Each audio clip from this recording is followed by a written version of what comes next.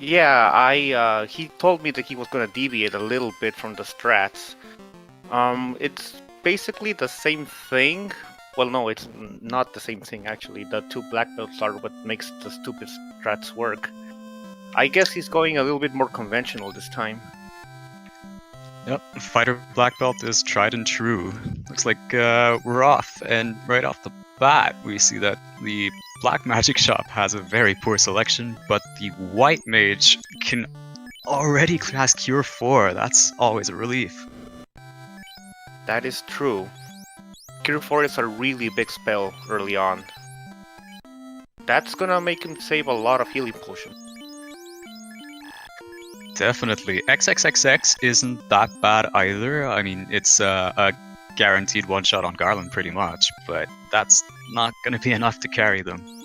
No, but that will get them through the early game, which is crossing the bridge. It's not gonna help him against the pirates, but I'm pretty sure, well, usually most of the time, there's good AoE spells in Provoca.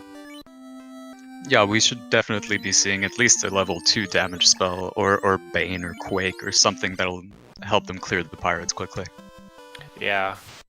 I would personally prefer to get heal 3 instead of cure 4 early, because it has much more utility. I agree, though so long as you get it before level 4, it's still reasonably spammable, so that should be fine. Yeah, it's one of the best spells, healing spells throughout the entire game, but early on, I feel like it's incredibly more efficient than anything else. I mean, heal 2 also does the job, but heal 3, it just cannot be matched, I think. I agree, having a heal 3 to go into Volcano is always a blessing.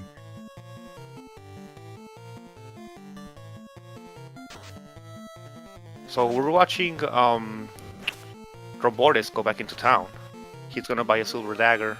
I don't agree that much with that choice, because you can just kill Garland with Quad X.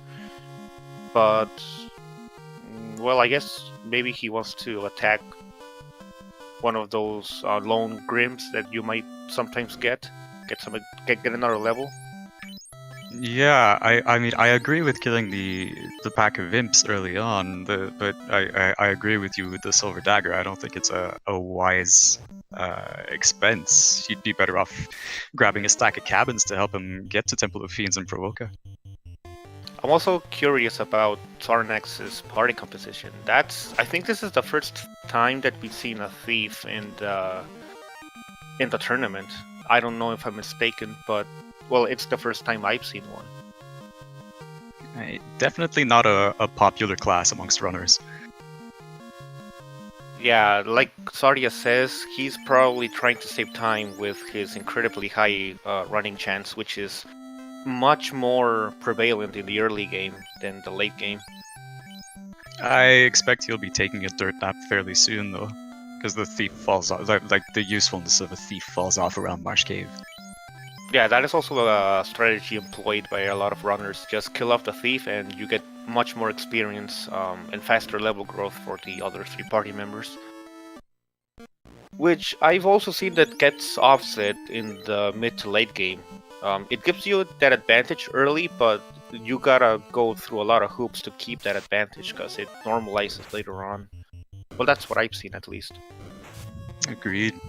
We have chat wondering if they fixed the run chance, and yes, in the randomizer there is an option to fix the most annoying bugs in the game. So run chance works as originally intended instead of being completely random. Yeah, instead of the first 2 rows having the highest run chance, it is now distributed, well, not equally, but it depends on your level and your luck. And the thief has the highest luck in the game, and that's why he is he's even better than in the original version. But that's all he does. To be fair, it wasn't very hard to be better than the original. That is true. As long as you put somebody at the top row, he's the fastest, or he has the highest chance.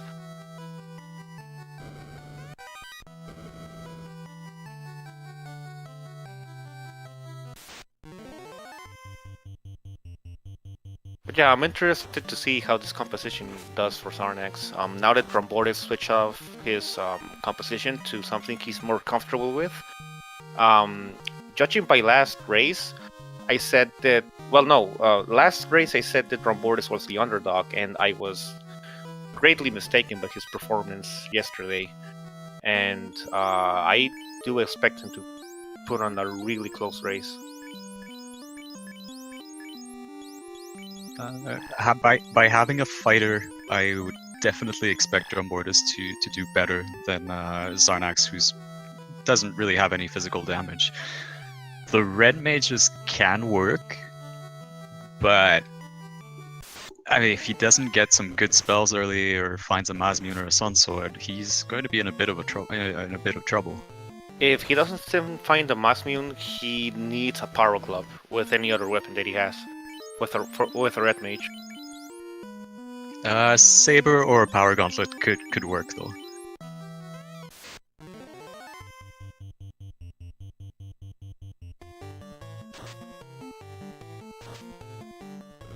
Saber could work too, yeah. I would bet more on the Power Glove though. Maybe you get, well, just in case Saber gets in the way of, I don't know, a nuke or some other good spell. I mean, it's always nice to have a Power Glove.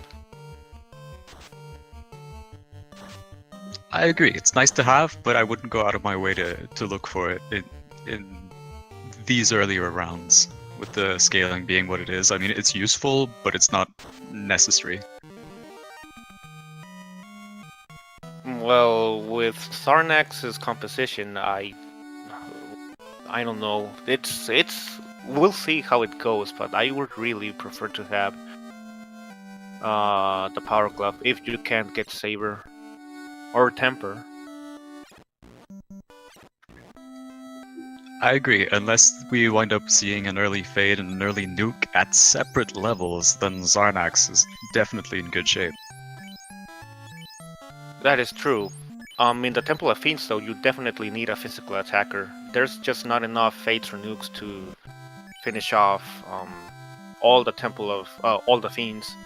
Plus, if they get into any encounters that they have to fight, if they don't do the manipulation, that's gonna be, and it also depends on the magic damage rolls. Tiamat has insane magic defense, and Chaos too. So yeah, that'll be a hindrance. That is true.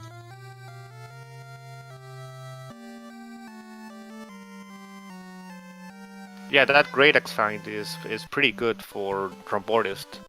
It's not huge this early in the game because you have mages, and getting levels is not hard to do right now. But it is. Oh, we got Fade on level 2 white magic. Let's see if the red mages can learn that. The red mages can learn every white magic spell in Provoca, so yeah. Xarnax is going to be happy once he sees that. Yeah, that is pretty good for them. However, Fighter 3 is also in the same spot.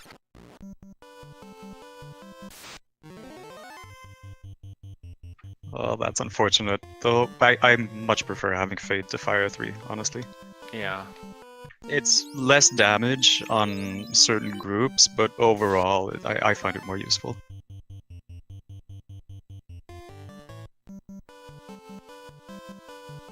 Xarnax choosing to keep the dragon armor he picked up. He's probably looking to pawn that off just for a nice chunk of cash in the early game. Yeah, he can sell all the fighter-only armor. And we got some walls. We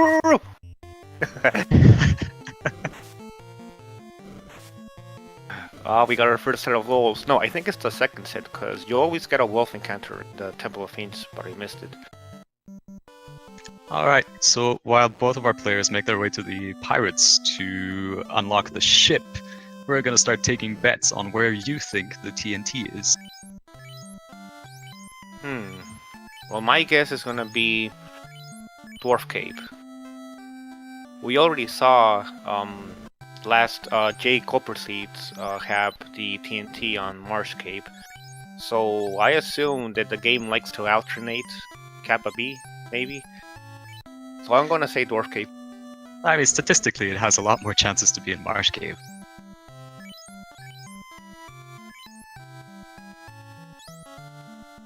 Yeah, but there's been so many seeds right now in this tournament that has had early TNT, which kind of defies probability. And Drumboardist is getting that. He sold the Dragon Armor, I think. Oh, that is, I can't say I agree with that. I mean, he has the fighter to find it. Yes, he's dependent on finding a tail, but it's the best piece of armor in the game. Maybe he wants to get a strong early game. I mean, I'm not sure if he sold it or not, but he has a lot of money. It certainly looks like he did.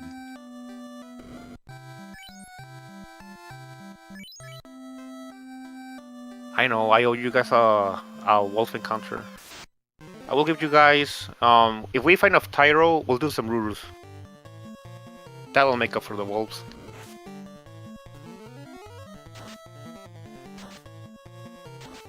And Drumboardist is on his way to check the Dwarf Cave.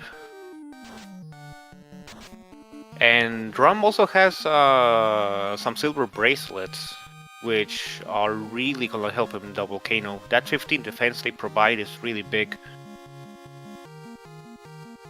It is huge, yes. And we got some more walls! And down they go. Yeah, that fate's gonna be very, very useful. Oh, with a level 2 Fade, they're pretty much set until Temple of Fiends.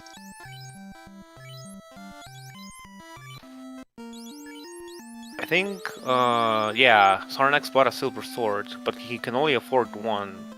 He hasn't sold all his armor yet. So he's probably gonna come back and pick up another one for his other red mage. Oh, he didn't. He just left. Yeah, I kind of question buying silver swords for your red mages with such wonderful spells early. It's not like they're gonna get much chance to use them. The only thing I would consider melee attacking is in the volcano against well, no, actually they have level 2 fate. They're gonna get a lot of charges of that. Exactly, especially with 3 white magic casters. Let's see if Xarnax buys some silver bracelets, which he should.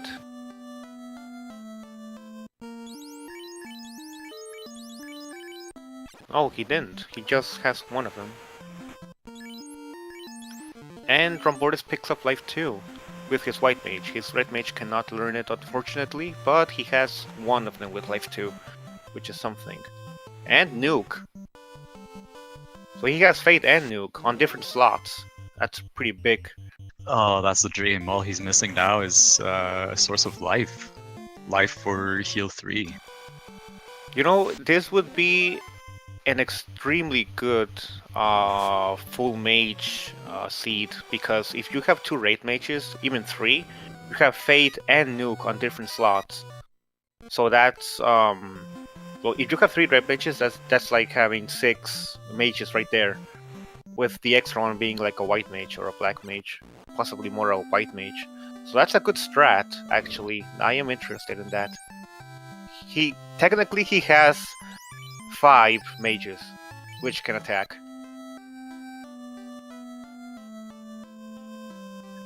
Well, we've mostly figured out my stance on mages by now, haven't we? Yeah. You love those red hats? Oh, I love every hat. But especially the red hats, right? No, honestly. Red, white hood, or a pointy hat. I like every single one of them equally. That is equality there, right there. Yeah, Xarnax is gonna be really in good shape. That thief can also probably learn nuke when he class changes, so that gives him another mage or half a mage, I guess, because he can only learn 4 charges of that spell. Unless he opts to kill him off early, I mean, I would, but again, we'll see what he decides to do. I mean, Drumboardist is still ahead of him. Like, just like last seed, he's ahead by a bit. Let's see if he keeps growing that lead like before. And he probably learned that he should not take any chances on that water floor on Temple of Fiends this time, so he might win this one if he keeps going like this. I agree, he definitely has a sizable lead right now. Yeah, I'm not gonna call anything yet, because that last seed just taught me not to call things early. And we got some more wolves! That's the 3rd wolves, which I missed one. Well, for individual players. And Drumboardist making quick work of everything with Fade. Which is how it should be. Not taking advantage of the free tiles at the bottom of the room, though. He's taking some extra steps there.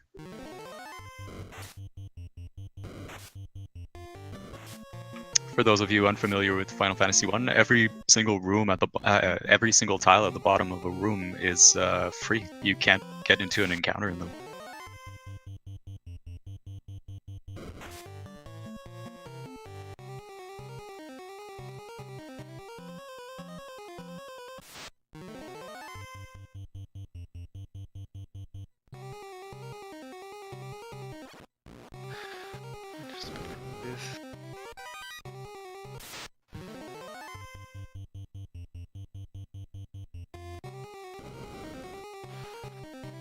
And Xarnax is right on Drum's heels now. He's even closer than before. I think that thief run chance is paying off.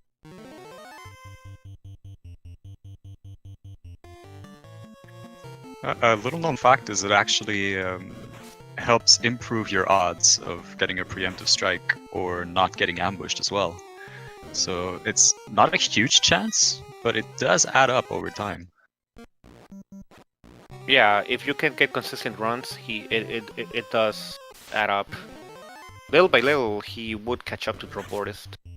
And we got a question in chat. Does Xarnax seem confused with now with his routing to anyone else? That some of the places where that happens is when you're in Elf Town and you don't have enough money to buy spells, and you're trying to decide, okay, which one should I buy now? Should I grind some gold to buy this other spell, or should I just go? I think that's one of the reasons he seems a bit confused on his routing. And also that party composition, I don't know if he's practiced that, because a thief always throws you off. And I mean, especially Elfland, because you hit 4 magic shops on top of the armor shop, the item shop. There are a lot of tasty things you can usually buy by Elfland, and you rarely want to come back because it's always a huge trek through town to get back to those shops. And Drumboardist finds the TNT, and then he finds some werewolves.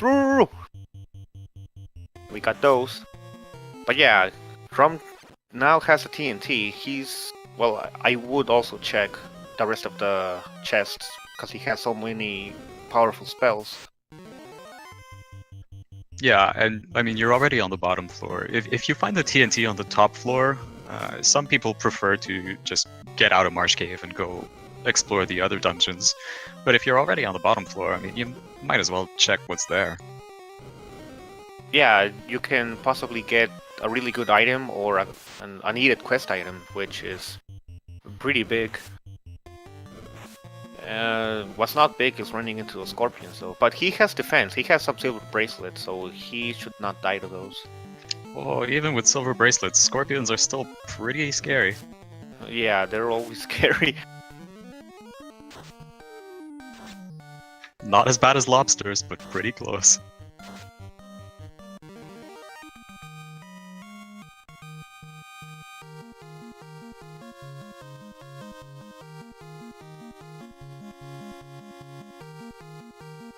Yeah, we had some marsh caves where lobsters had stone touch.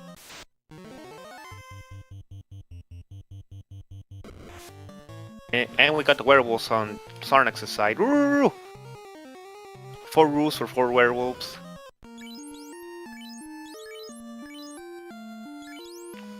Alright, Xarnax making good use of that Cure 4. And Drum finds a silver armor, which is gonna be really good. The silver armor is better than the iron because it gives you higher evade chance. So that's pretty big. Yes, but the red mage can equip the silver armor. I'm surprised he's not keeping the iron on his fighter and giving his red mage the silver one. Oh, that is true. The silver armor can be used by the red mage. But, well, I guess it wouldn't be that big because he's on the bottom row. He shouldn't be getting targeted. Well, as I say that, he keeps getting wailed on. Yeah, I mean, as we all know, you're not supposed to get hit, but it's always the bottom guy that gets attacked. It's always the guy that you don't want getting hit that gets hit. We have a question in chat wondering how long these matches last. With these kind of settings, that is, they're a bit milder and closer to the base game, with a lot of speed hacks built in. You can expect about an hour and 30 minutes to 2 hours, yeah.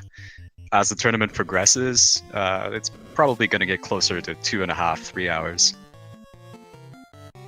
Yeah, right now I think the only seed that's went to above 2 hours is Jake Cooper against Igban Me on their first race, which they didn't have any ribbons, and the Temple of Fiends just kept destroying them. Oh yeah, Temple of Fiends without a ribbon is just not a good idea. But yeah, this for this seed or flags, I mean, it should be around 1.5 hours to 2 hours.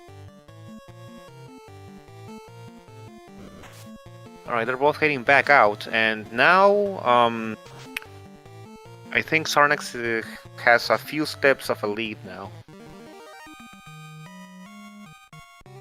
He's already heading out while Drum is heading to the main floor.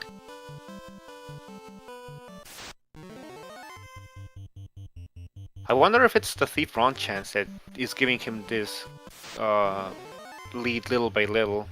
And we got some wolves! Yeah, I mean, Thief early does speed you up a bit. The problem is, as you get higher and higher in levels, the advantage sort of fades away as the other classes catch up with a decent run chance. And at that point, I mean, you're stuck with a Thief. They're not going to do much in the late game. But this makes me wonder if getting an early lead is actually a big thing, or making sure that you don't die. Okay, what I mean is making sure that you use your early game to make sure you don't die in the late game is better than getting a lead in the early game, because usually it equalizes around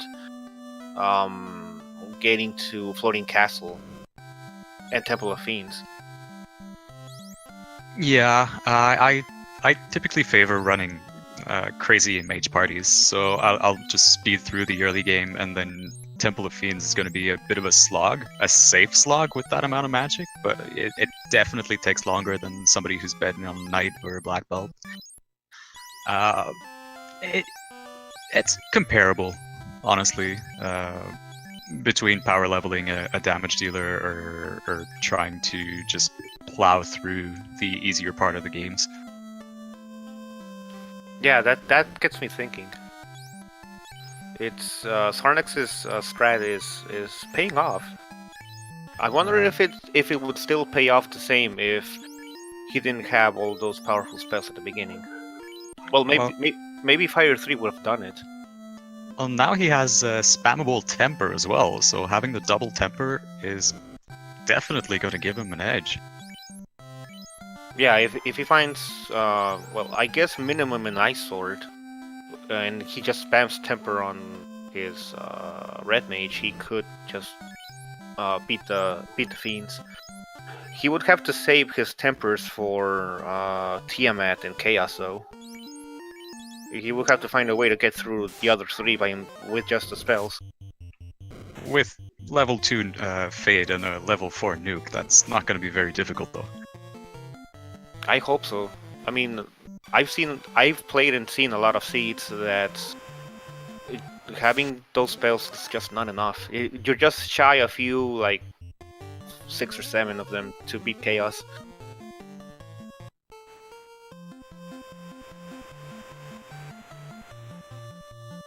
Yeah, we do have pro rings in Elf Town, but they're really expensive, and I don't think they have the money to buy pro rings for their entire party.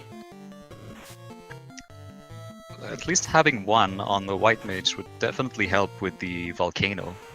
Because you have the Paralisks that can squint a target and just one-shot them, so having defense against that would be very useful. We got some more wolves there. But I agree. Those spells are pretty much gonna carry everything. We got even more wolves. Oh man. Let's see if this Seeds breaks the 10 plus wolves record. Meanwhile, we've got a heal 3 in Melmond. That is pretty good. Level 5 is what I consider to be the max of spammable spells. Yeah, usually a lot of people don't go for the level 5s if they just wanna go straight to Chaos with just one party member or two.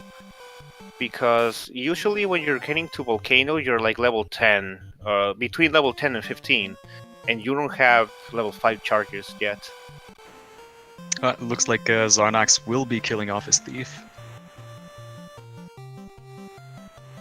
Oh, okay, I guess that's... I mean, that's okay.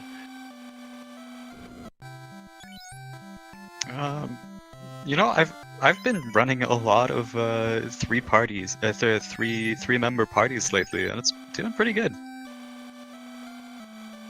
Yeah, I mean, I'm just questioning why at this late stage in the game. It's definitely on the later side to kill him off, yeah. Oh, I thought it was early. My thief usually dies around level 2.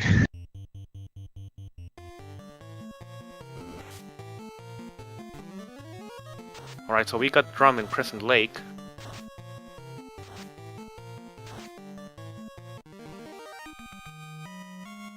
Nothing good in the armor shop. I guess he was expecting some gold bracelets at least. And he finds Exit.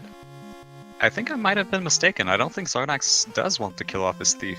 I mean, he stayed at the inn. He might have just realized that the inn is not going to cure poison. I don't know. He should have pure potions. I mean, everybody buys at least 10 pure potions to go at the beginning. Yeah, but he wound up getting poisoned on the way to Melmond, and Melmond has no item shop. That's pretty strange. I guess he just decided not to get any pure potions, which is not a good idea, because everything... You're always guaranteed to get poisoned by something. Yep. In any flags. And the only guarantee you have is that Conaria will have pures and soft, but the other shops might not. Yeah, pure potions are basically a must in any flags. And it's really strange not to have any pure potions in the first 3 shops. I mean, no, yeah. We see Drumboardist doing the usual things that most runner will do, and heading to Volcano. Why is Xarnax back in Elf Town? He was buying pures, I guess. No, he had 6 pures. He had 6. I mean, he just used them. And yeah, I guess he is buying pure potions, but when he entered Elf Town, he had 6. That I don't understand what Xarnax is doing right now. I guess he wants to buy the Life 2. Drumboardist is already checking the chest. Oh, he finds a Thor hammer. That's really big. If he wants to solo fighter or solo black belt, he can get through those nasty sea hacks in the sea shrine now without any mages. We got another wolf encounter. Oh, he bought a second nuke, I think, for his red mages.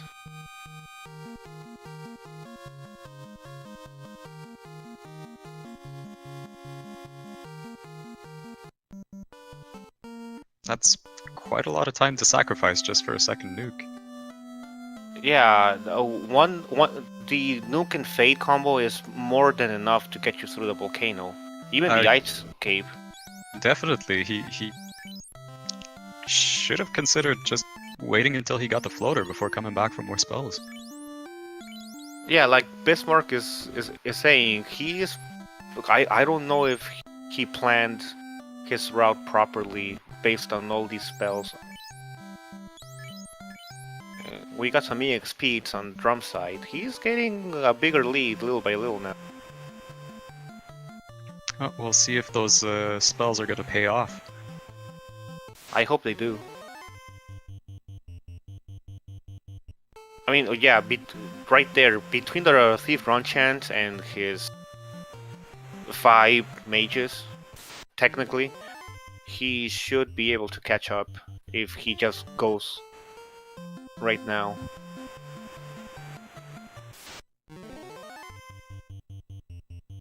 But then, depending on item placement, I mean, you could wind up with a trolley item in Ordeals or Ice Cave, and depending on where the runners decide to go, that could help Xarnax catch up as well.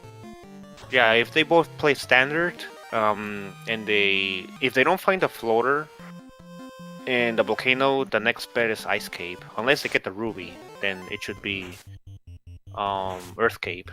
But if they play standard, the only thing that Xarnax can do is just hope on his Thief Run chance, which he's about to die, and his powerful spells. Xarnax discovering an unfortunate side effect of having a red mage. They don't get spell charges quite as fast as the pure ones. Yeah, I don't think he saved at an inn after buying the spells. Oh, he didn't even have a charge. Yeah. No, that's it. Red Mage gets level 4 around, what, level 11, I believe?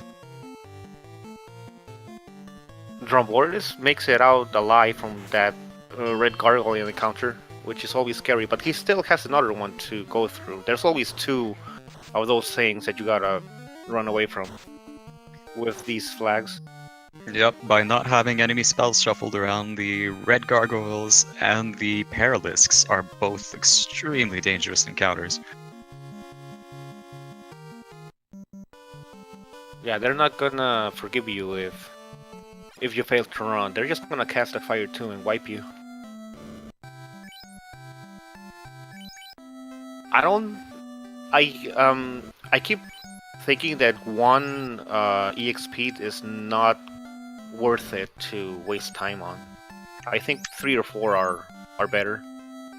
I agree. Unless you have access to warp or exit and a house, in which case you could just blow all your spells on the second level of the volcano while you go around collecting chests.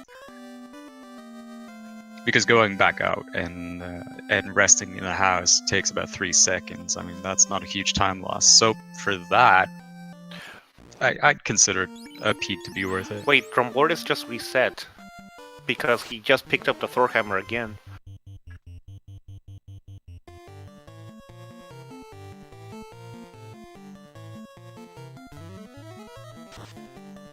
I wonder why he reset. I guess he wanted to save his charges. Oh, those, yeah. I mean, he ran away from the red gargoyles and he reset. And there go those red gargoyles being red gargoyles. Oh, wait, he fails to run. Fortunately, he didn't run into that big of a group. Yeah, he would have been dead right there. Oh yeah, the 5-1 is incredibly scary.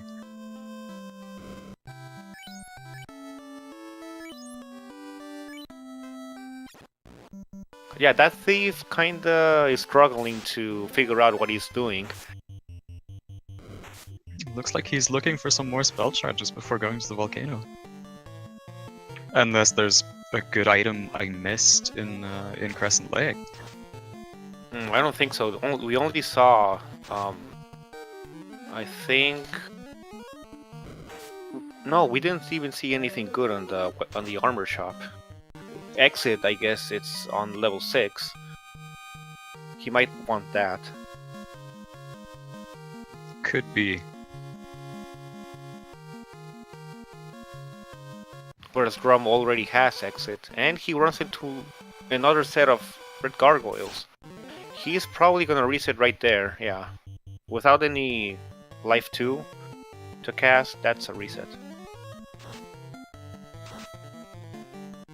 Did I exit? No, I don't think he did, Bismarck. I think that's what he's getting right now. He might want a few houses too. Yeah, 3 or 4 houses for the volcano is pretty good. You can... 11 is even better. True.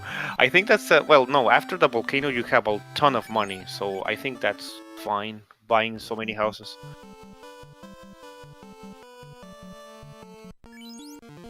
I always stock up. I mean, after that you can forget about it and don't have to worry. You always have houses available. I can't argue with that logic. Yeah.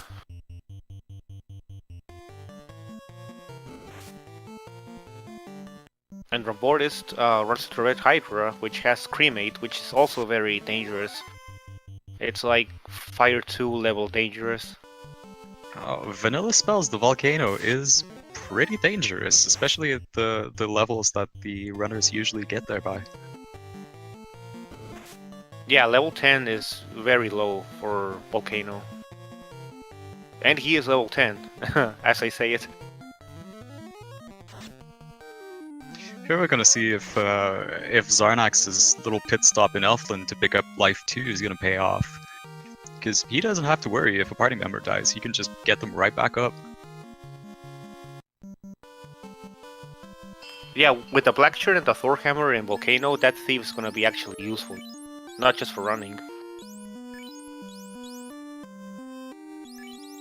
I mean, Drum has been stuck in that floor for quite a while, which allowed Xarnax to catch up quite a bit. If Xarnax doesn't have to reset or die, he's probably gonna be really close to Drum.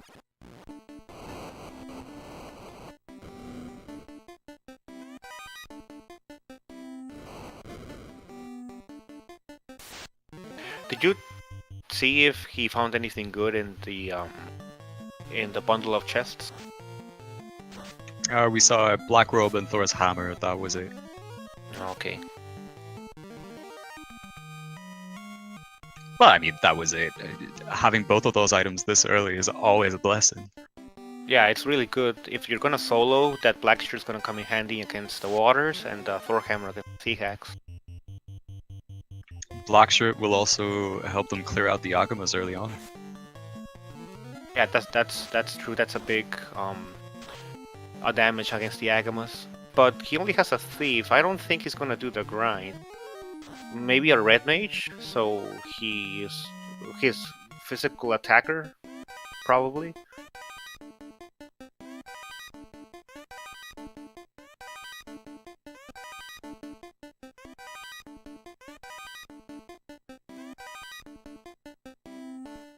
I mean, Drumboardist fighter is well equipped for this part of the game.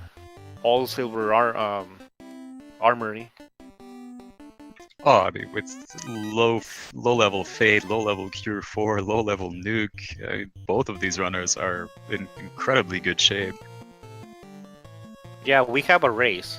It's anybody's race right now.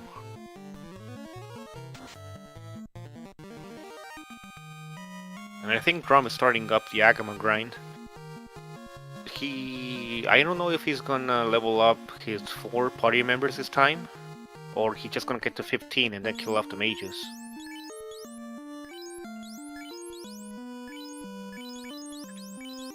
I don't know. I mean, you have a nice spell selection. Do you really want low-level mages, or do you want to level them up as well and be able to spam all of those spells? I stand mistaken, that was not the Agama grind, that was just a random Agama. But yeah, I think, well, my preference is just leveling up the either fighter and black belt or the 2 black belts, and then if I need to resurrect the mages and take them with me, and they level up on the way.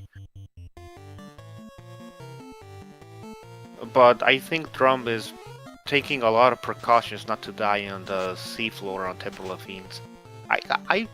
I'm pretty sure that's what he's going for. Or that's what he's gonna go for.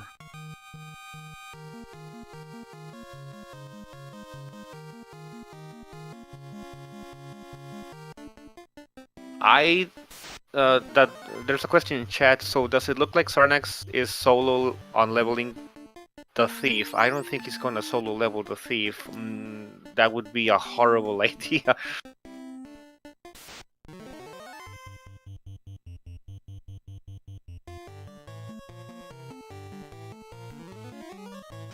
Unless he finds a Masmune, in which case, I mean, it's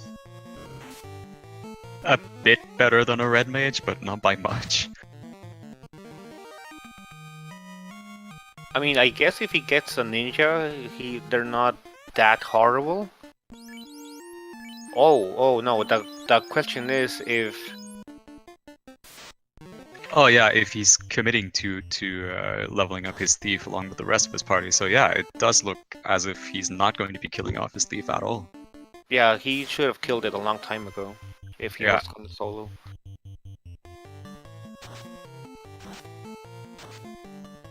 Alright, well, while we are doing the Agama grind, Xarnax is getting to the Agama grind, I assume, let us get some love to our runners.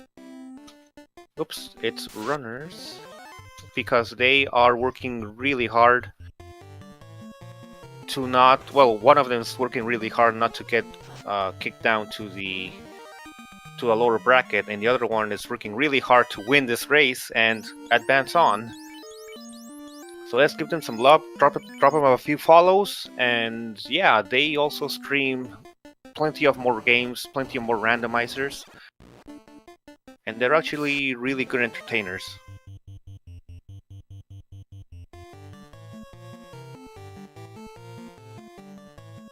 Alright, so Drum is still doing the Agama grind, and I guess he is going to... Well, it looks like he's going to level all of his party.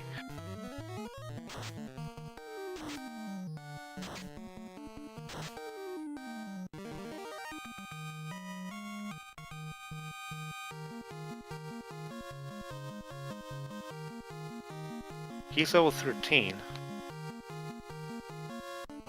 If he's leveling his entire party, I would assume he would go at level 20. That's a pretty good level to go at. And then he can kill the Gersharks and a few things at the Mirage Tower and Floating Castle, and he gets to like level 25. Around 25, and that's more than enough to beat Temple of Fiends. Definitely, especially since you're gonna wind up facing a couple of unrunnables in Temple of Fiends as well, so that'll give you more than enough levels to clear the game with the flags being what they are right now.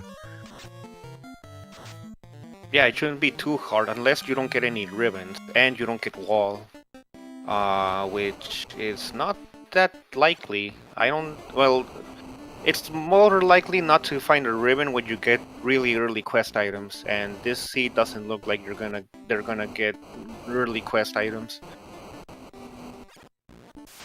Something to note is we haven't seen fast yet either. That is true. I mean, the only horrible thing would be to get fast at level 8 for Xarnax, since he has red mages. Level 25, I don't think the red mages get that first charge of level 8 like the black mages. Red mages can't cast level 8 spells at all, actually. But doesn't the randomizer kind of, switch around the permissions? No. So any level 8 spell the red mages cannot learn? Exactly. Oh, that is horrible. Well, let's just hope fast is not on level 8. The red mages only have access to the first slot of level 7 as well, so I mean, even starting at on-rack, their magic selection falls off drastically. Well, it would be really unlucky to not have fast on level 6. No, wait, they already checked level 6 and fast is not there. Oh, this might not be good. We have a question in chat asking if the randomizer forces key items in ice and ordeals. Not with these settings, though it can. We call it an incentive, whereas the chest that's guarded by zombie dragons or the eye can wind up having any of the key items, the Masmune, or a ribbon. This is incredibly interesting. Xarnax is opting not to do the Agama grind. With the party of mages, I don't necessarily disagree with that. Yeah, I don't see any use for the Agama grind. I mean, I guess to get them to at least level... No, they're level 17, so he should be fine if he levels up on the Gersharks and Mirage Tower. Yeah, or just nuking a couple of packs and 9 enemies is gonna work out just fine. He'll still finish Temple of Fiends around 25 as well. And the red mage just flops over from Kari's attack.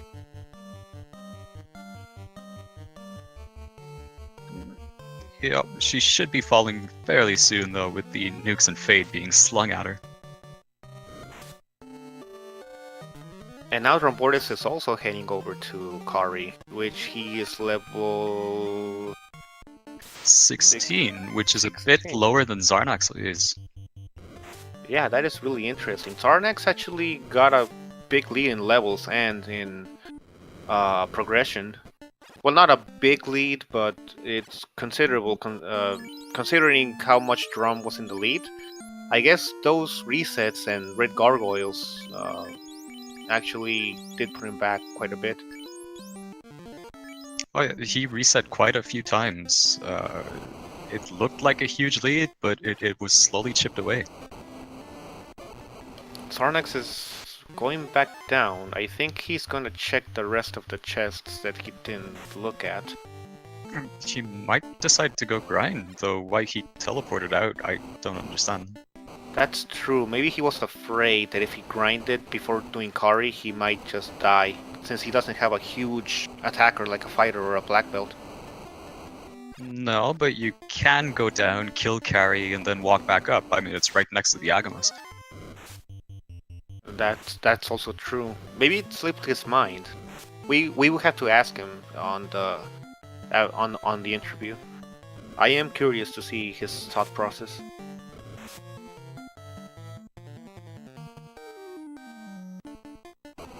And Drum is about to fight Kari.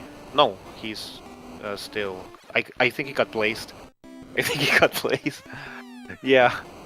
I think Drum got blazed. Yep, that chest guarded by the red dragon is incredibly scary with vanilla spells. Many a party has gotten destroyed by Blaze. Yeah, that is a scary, scary spell. Alright, Drum should not have any problems with Kari. He might lose one of his party members just like Xarnax did, but he should be able to win this easy. Yeah, since Xarnax is going back into a volcano, this is neck and neck. Actually, Drum has a small lead because he already checked those chests. And he's gonna be able to go to, I assume, is the Ice Cape.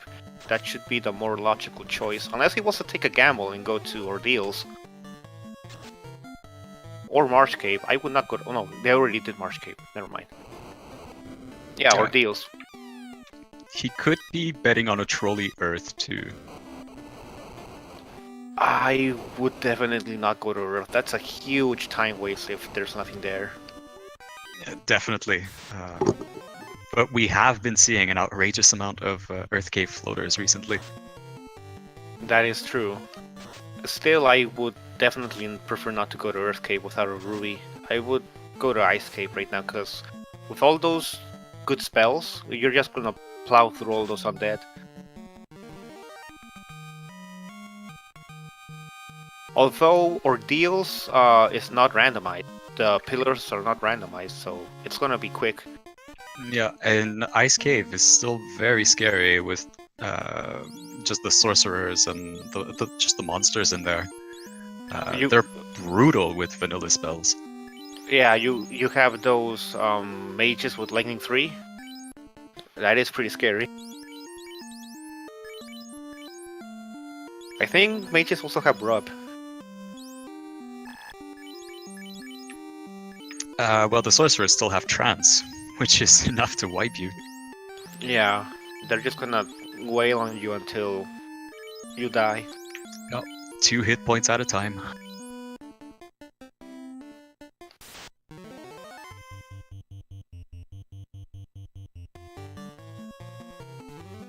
And that rare Frostwolf battle with a bunch of Frostwolves to cast Frost, that is also pretty scary. Oh yes. So Drum is opting to go to Ordeals, I think. He didn't go up to Ice Cape. It looks like he is going to Ordeals. We'll see if that pays off for him. Will do, Bismarck. I will ask him and you can check the bot. Bismarck asks us to ask Xarnax if he was confused on his routing. Because I think that's a big question on everybody's mind right now. Yeah, we saw him lose quite a bit of time around Elfland, just taking encounters he didn't necessarily need to, and it wasn't really clear why he was doing it. He's actually doing pretty good though, considering.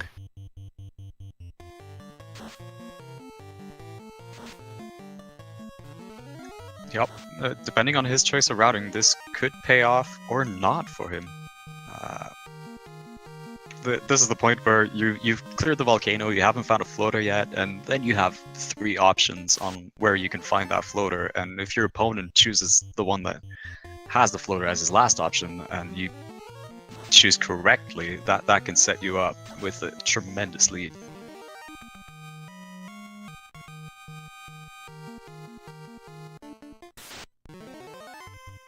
Well, let's see if Drum's gamble paid off. Well, it's not a gamble at this point, because Xarnax is still on the Agama grind, but Drum doesn't know that. No, Drum being a good guy and saying hi to the sage at the entrance of Ordeals, even though you don't have to. He probably thinks that it's required to talk to him to be able to enter. And we see here another feature of the randomizer, whereas in the base game, though you can't actually get to Ordeals without the crown, it is required to take the couch teleport into Ordeals to have the crown in your possession. Yeah, in the original game, if you don't have the crown, you don't do Ordeals, but the randomizer fixes that. Well, not fixes, I mean, it allows you to do Ordeals without the crown. Just like the canoe without killing Lich. And the rod without killing the vampire as well. That is true. I think that's everyone's favorite. Yeah, that was a pretty big one when it was implemented.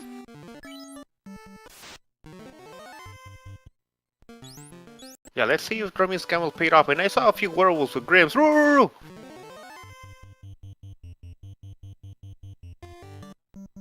He gets a soft potion, which is okay, because we don't know which one of these guys has Stone Touch. Yeah, but he opened the chest that he didn't actually need to. That chest in the top right corner is linked to another one on the bottom left of this floor.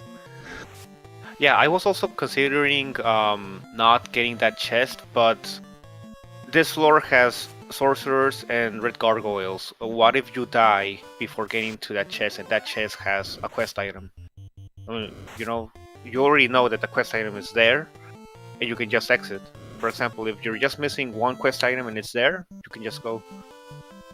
It's really hard for that to happen, but it could happen.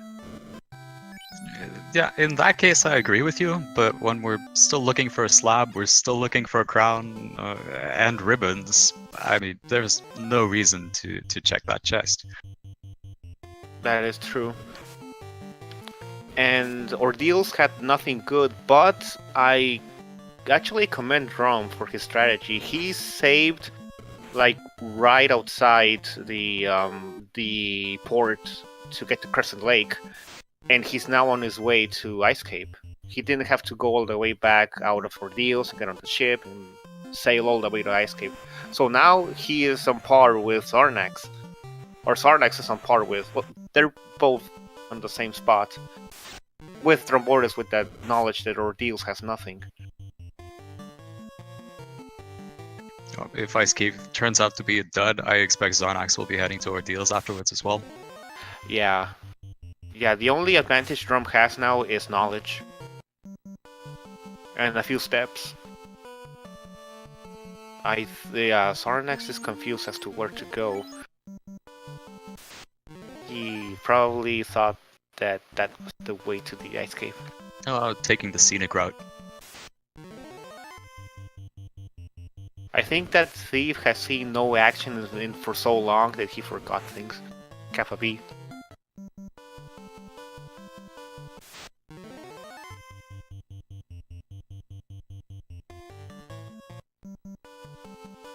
Kappa B. But it's still neck and neck. If there's good things in this, well, if the floater is in the Ice Cape, then I don't think Xarnax is gonna go to Ordeals. It's probably gonna do Earth, Sea Shrine. Well, if he doesn't find the floater, he can't go to Sea Shrine yet. Yeah. I'd be pretty surprised if there's only the ruby here. I'm hoping for no item because I'm evil. Then I guess it would be all up to Earth Cape then. I mean, that would give Drum the lead back again, because I'm pretty sure Xarnax is gonna go to Ordeals. There's no reason for him to go to Earth Cape without a ruby. I am hoping for a very trolly seed with a vanilla ruby and no other item in Earth Cave. I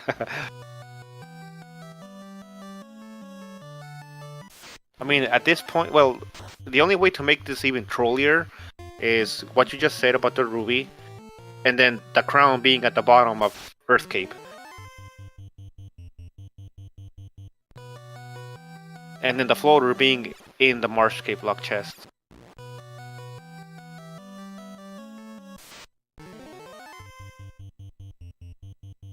That would be the trolliest seed. No, yeah, a vampire holding the crown with the ruby in Marsh Cave. That is just evil. Let's see if, okay, Xarnax is safe from the horrible mages with Lightning 3.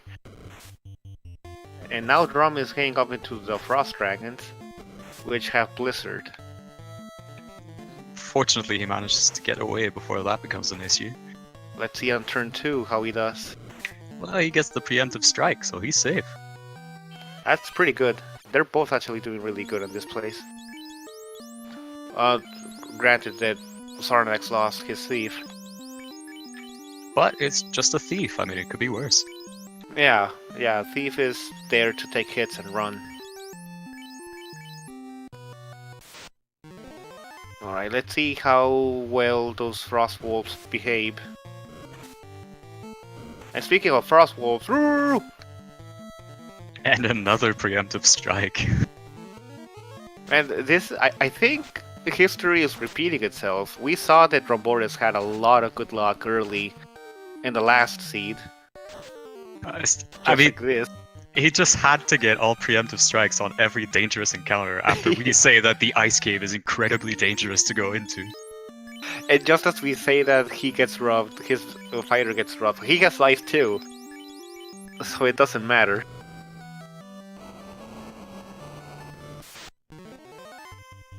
I don't know if Commentator's Curse is active right now. Oh, it looks more like reverse curse. Yeah.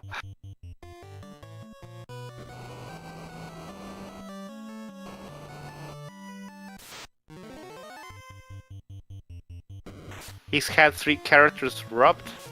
Wow. I did not see that. I just saw the first rub. But he has life too, so I guess... I'm pretty sure he picked up life too. I mean, he has life too and life, so I mean, he's set. A million characters can die, and he just doesn't care. Yeah, as long as it's not the red and white mage, he's set. And we got more Frost Wolves! And he runs away from them.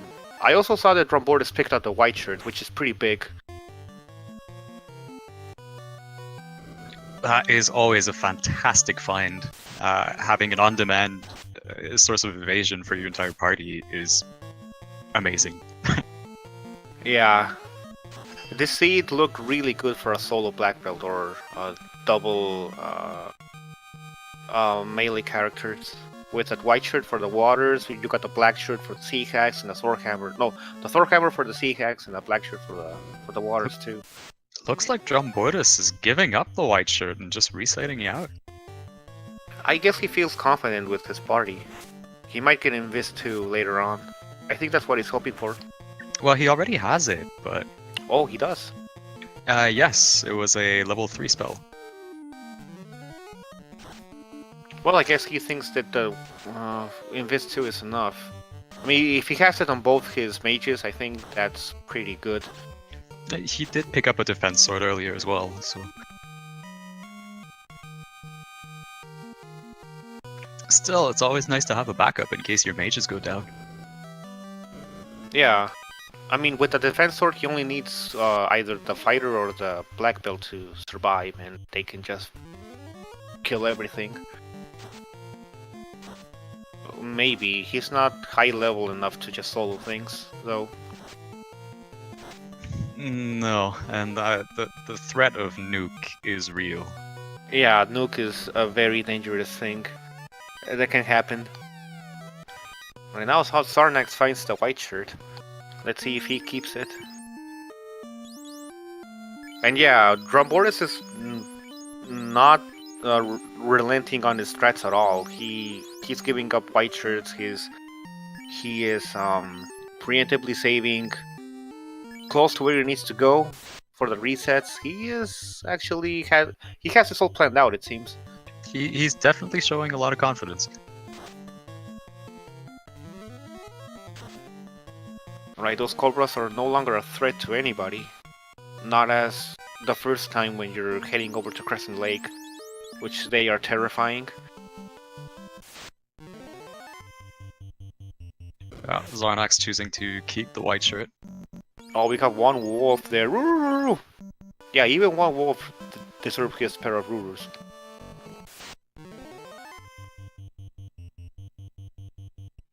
Yeah, if they find a tail, I think it would benefit both of them equally. Maybe a little bit more on Xarnax because of his mages.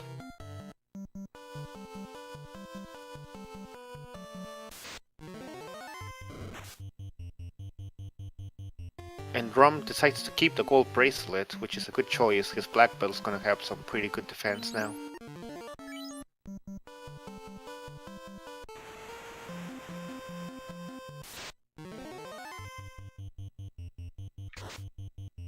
Well, until he levels up anyway. Yeah. I mean, by the way things are going, I don't think that Drum is going to out-level the defense of the gold bracelet compared with the pro ring. I agree. Yeah, that's like 30-something defense, right? 33, 34? That is 25, 33, yeah? Yeah, between both of them. Yeah, the Pro Ring gives you 8 and death protection, and the Eagle Bracelet is a nice 25 for almost no evasion penalty. And the floater being picked up by Drumboardist in the Earth Cave. The floater and some wolves. Yeah, we have the floater for Drum, so he is... No, he's missing the slab and crown still. I was gonna say he's in go mode, but no, never mind. Yeah, the problem with armor on a black belt though is you have to remember to visit the armor screen every time you level up. Due to a bug in the game, if the black belt doesn't have any armor equipped, his defense is supposed to be equal to his level, but on level up, instead of checking whether the black belt has armor equipped or not, it checks for weapons. So if the black belt doesn't have a weapon equipped and he levels up, his armor is going to be set to his level, whether he has any equipment or not. Yeah, that's a big drawback for Drum. It's a slow, insidious time waste having to check the armor screen. And Xarnax, I think that he thinks that Ordeals is randomized. Because he's not going the correct vanilla path. Drumboardist getting out of Earth Cave, going to cash in that floater.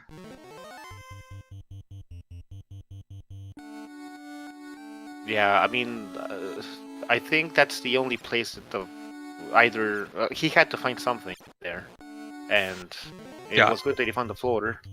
He could have kept going to maybe pick up a ruby and save himself a bit of travel, but I mean, I definitely prefer to get the floater first and just cash it in, because you can check the Cardia Islands and the Giant Cape, and maybe there's a slab or both quest items, and you don't need to check the rest of the Earth Cape. That is true. It's a huge stretch. That's probably not going to happen, but it might.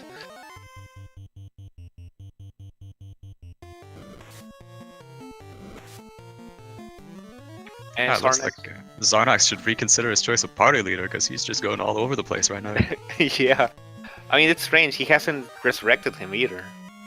I guess he's planning on leaving him dead now? Well, the state his thief is in would explain why he's been walking around Ordeals the way he has, but... Yeah, because he definitely has life too, and life, and he's opting not to rest him. Well, unless he finds a tail or a mass mute, I mean, there's not much the thief can do apart from being an item cast bot. Yeah. And with the level he's at, if he does find a tail, he's gonna be able to get those spell charges. Because I think they start getting spell charges at level 20 or 19.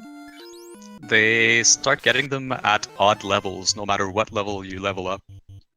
You class change. So his next level up would give him a charge of 1 through 4. The thing about that is that I've resurrected my ninja when he was level 12, I think. He was really low level, and he did not get any spell charges at all. And that's why I think that you need to be a certain level to start getting the odd level spell charges. That is entirely possible. I'm not sure about that. I would have to confirm, but that happened to me. I'm not gonna lie, it's pretty rare that I class change before level 20 to begin with. Alright, we have Kalabesh in chat saying they start getting spells at 15.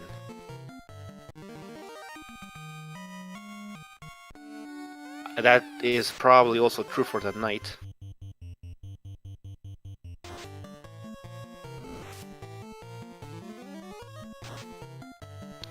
And Xarnax fighting the zombie dragon. I guess he is going to keep all the stuff that he got from Ordeals. Oh no, he's leveling on the zombie dragon.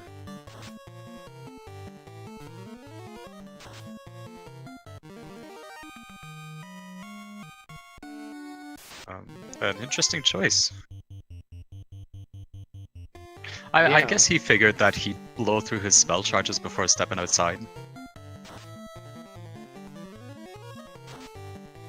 Yeah, that too. He could get a few good levels for his mages, because his party composition is dependent on those mages. True, but I mean, at this point, you've checked Ice Cave, it didn't have anything. You've checked Ordeals, it doesn't have anything. And you're an hour and 10 minutes into a run. I mean, you need to get a move on. Yeah. He probably thinks he's not far behind because... Well, I don't think he should be far behind. I don't know how Drum got that lead. I mean, because it's getting bigger and bigger.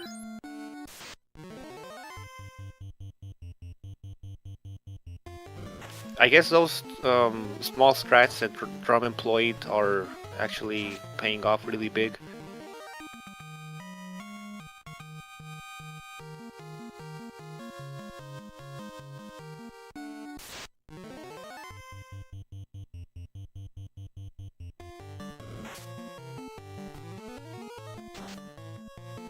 Yeah, Xarnax has quite the level to finish the game right now, if he gets a good weapon. Oh, he has Temper. I think he could get Saber later on. Yeah, I mean, between Nuke, Fade, and Temper all being on separate levels, he doesn't need anything else. And we got some walls again. I think he should go. I think Xarnax should just go and keep on leveling on the way. I agree. He should consider just soaking a couple of encounters on the way instead of running from them and just getting a move on. Yeah, that's what Kylan said in chat is what he's thinking. He's planning on finishing using just offensive spells since he has so many. Like I said, it's like he has 5 mages right now.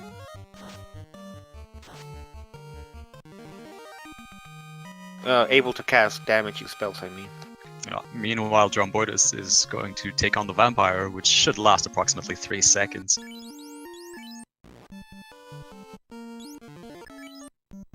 He gets a razzle dazzle on that red mage,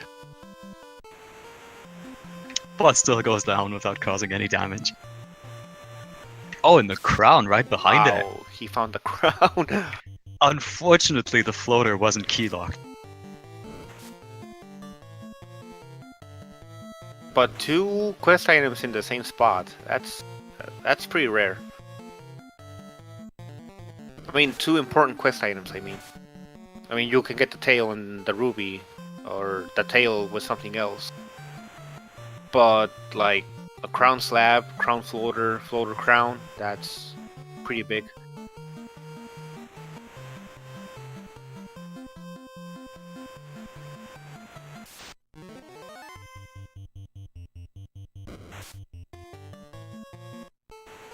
That red mage party also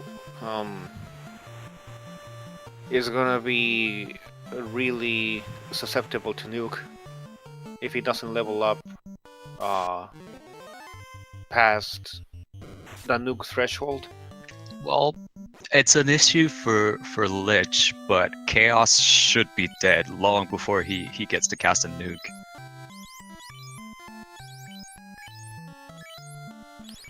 Chaos can do a really trolly rotation of spells, right? Like, for example, Nuke, Swirl, Inferno, something else. Oh yeah, for sure. But Nuke is his last spell, so at that point, I mean, you've either already beaten him or you just reset with a party of mages. The problem is that if he just uses spells to beat Chaos, I don't know if he's gonna be able to get past Cure 4 and on the first round of spells. Because Chaos can mitigate Nuke and Fate's damage by a lot. Oh yeah, what you should consider just waiting out the Cure 4. That usually comes pretty early. and then just go all out. If you wait out the Cure 4, there's a big chance that he's gonna get to that nuke, though. So it's all... Yeah. Well, it's either he gets to Cure 4 and you just wasted all your charges, or you try to blow him up before nuke. I guess the strat should be to keep everybody topped off after... before Cure 4. And just wail on him after. Yeah, which again, with 3 people capable of casting white magic, shouldn't be too hard. Especially given a level 1 Cure 4. Yeah, they should have plenty of healing to sustain through the Temple of Fiends. And we got some arachnids. You don't want to see... Okay, on the later seeds, everybody who's watching, keep a big eye on those arachnids. They usually end up with something really stupid that kill you.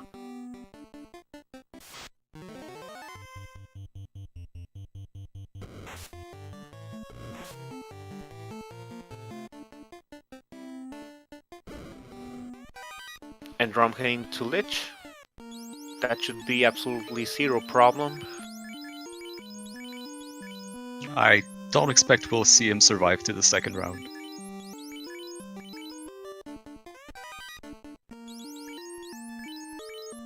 I remember when Lich was required to get the canoe, and those trips to the Earth Cave were incredibly deadly. It was terrifying, but now it's the easiest place. Well, just like that, Drumboardist picking up his second crystal. If you were him right now, where would you go? I turn in the crown just like he's doing. Yeah, I turn in the crown, then I check the chests, and if there's nothing there, I would go to... Did he go to the Cardi Island? And... Giant Cave?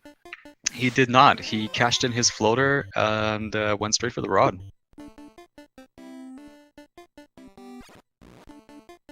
Yeah, I would turn in the crown, then check the islands and the Giant Cave if there's no... If the slab is not in the locked chest, and then I would go straight to... No, wait. I would deviate. Instead of going straight to Sea Shrine, I would probably check Mirage Tower for a few ribbons if you get the slab. Because it's a lot faster to check the Mirage Tower than to check the mermaids.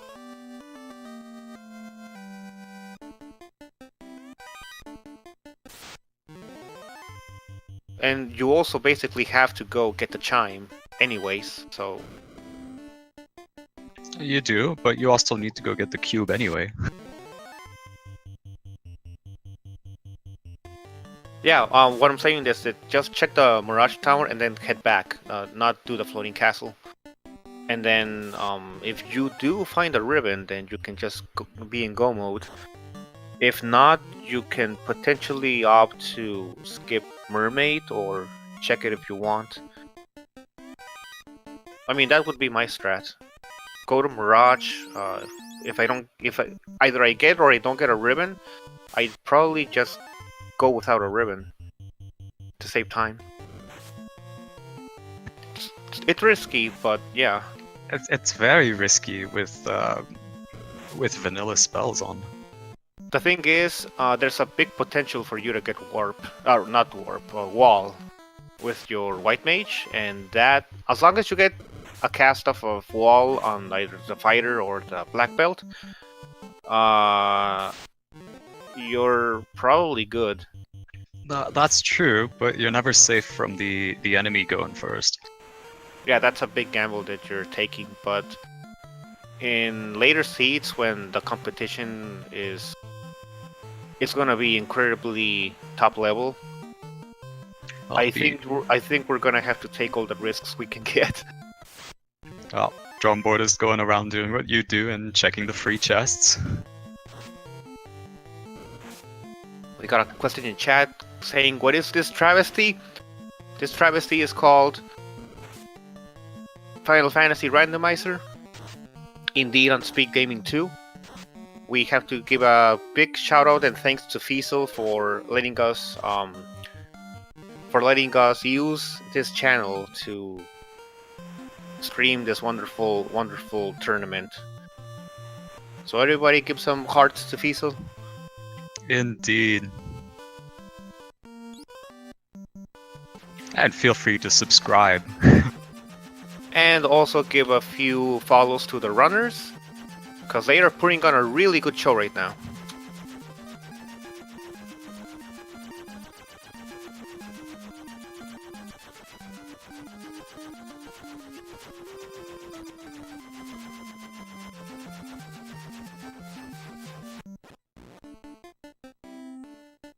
Alrighty, so what do we have on our runner side?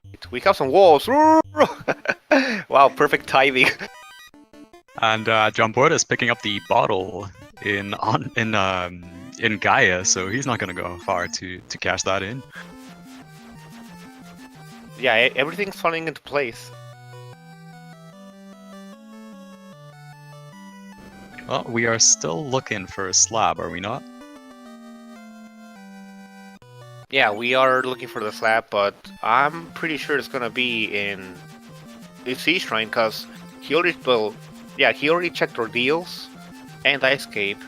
I did not see him check the Dwarf Cave, though, and that's a nice chunk of chests. He didn't? That's a big oversight from Drum, actually. That is a huge oversight. Yeah. That might be what Xarnax needs to come back. If the slab is there, I mean. If he finds the slab in the Dwarf Cave, and Drumboardist goes around full clearing the Sea Shrine and Mirage Tower because he forgot about it, that is definitely going to cost him a lot of time. Yeah, well, he can't clear Mirage Tower if he doesn't have the slab, so he would only clear Sea Shrine. But that would be a huge time waste. Because getting to the mermaids with all those encounters, and then going back, and then going down to Kraken with all those encounters, it's a pretty big time waste.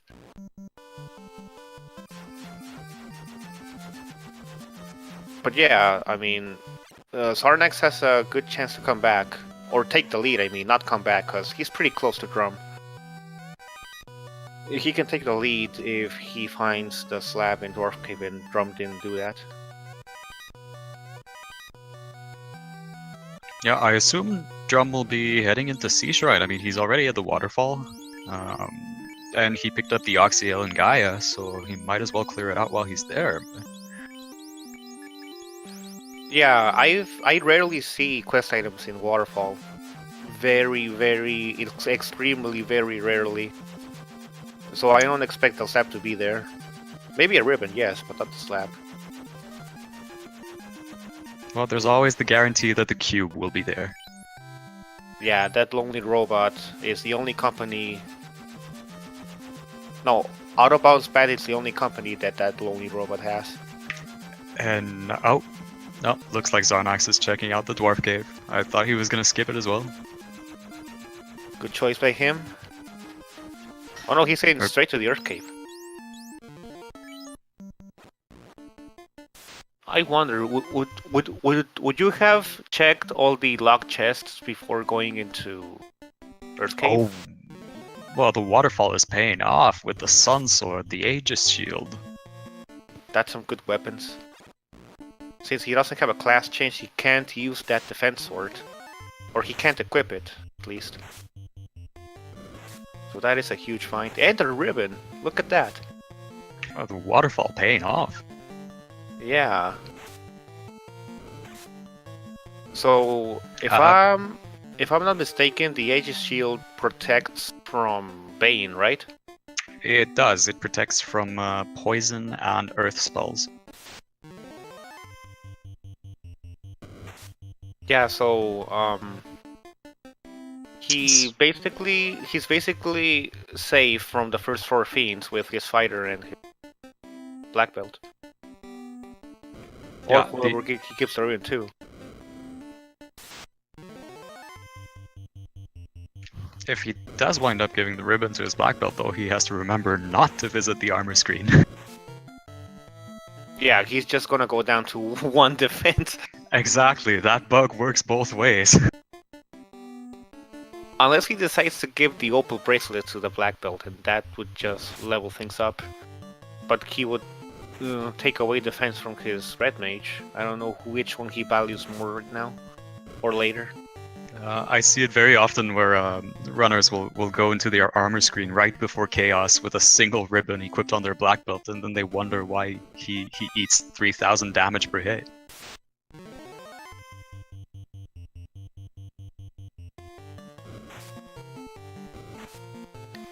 Yeah, let's see what his decision is. I haven't seen Wall though. Did he find Wall? We got some walls though.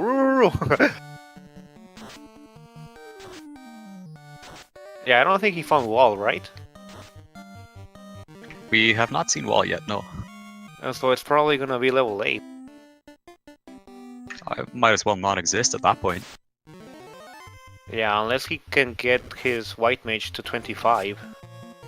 That would work. It might be class change locked as well if it's level 8. Yeah, I would definitely check, even if it's level 8, because Wall is gonna be pretty big, considering you only have one ribbon.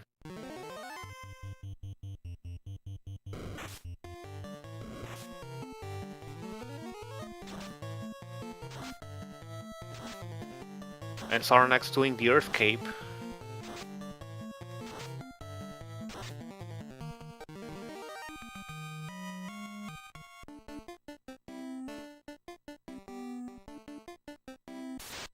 Alright, we got the dreaded ghosts on the Sea Shrine. We know how deadly these guys are. They can potentially just destroy any single one of your party members, even if it's a fighter with a lot of armor. I don't know what they have. I don't know if they have an elemental hit, or they just have insanely high armor ignoring hits that if they focus any one of your party members, they're gonna die. They are gonna die. But since Drum has so many good spells, that's not gonna be a problem. Yeah, even with this 5 mage or ghost formation, he's gonna be fine. Unless all the ghosts go first and they focus one. And they actually hit though. Because like we saw, they can also miss. Xarnax finding the crown. Oh, that's right. Xarnax couldn't go check the dwarf cave because he didn't have the crown yet. Huh, that slipped my mind. Okay.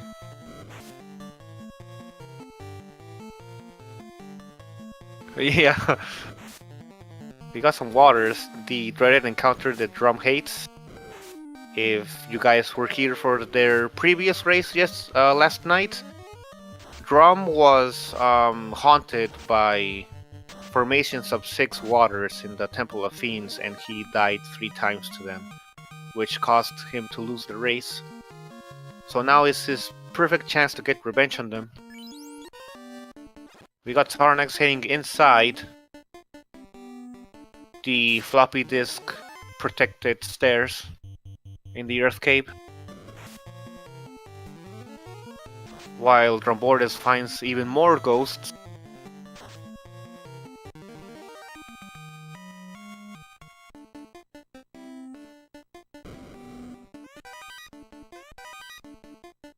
Right, Xarnax is going to find nothing useful right now here in the Earth Cape, while Drum is still going on strong towards the mermaids. So I assume, well, if the slab is not here, it's gonna be either the dwarf cave that he missed or the locked chests in Marsh Cave. That's the only places that he can check, if he indeed didn't check the dwarf cave, which if he didn't check the dwarf cave and he finds the slab there, he's gonna facepalm really hard. Oh, that's right, he did not check the key chest, I think. No, he did. I think he did. Well, it's very rare that the locked key chest in this place would have the slab. It would just be really unlucky for him to miss that, and that chest having the slab. Yeah, Zardia did generate the seed though, so the chances of the locked room in Sea Shrine having something good is increased significantly though. yeah. When you have an early crown, all these locked doors can potentially have anything. Except the floater on this place, though. That's the only thing that it can't have.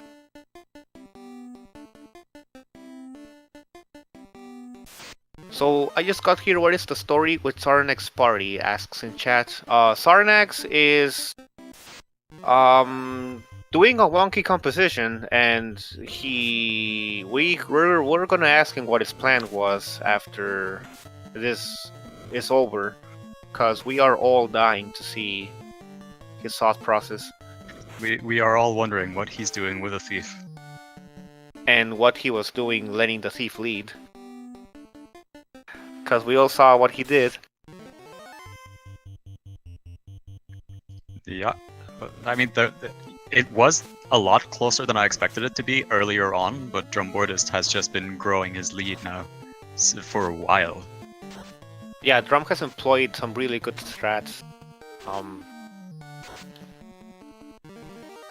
Taking advantage of some of the mechanics of the game, like the saving, which has given him his quite comfortable lead right now.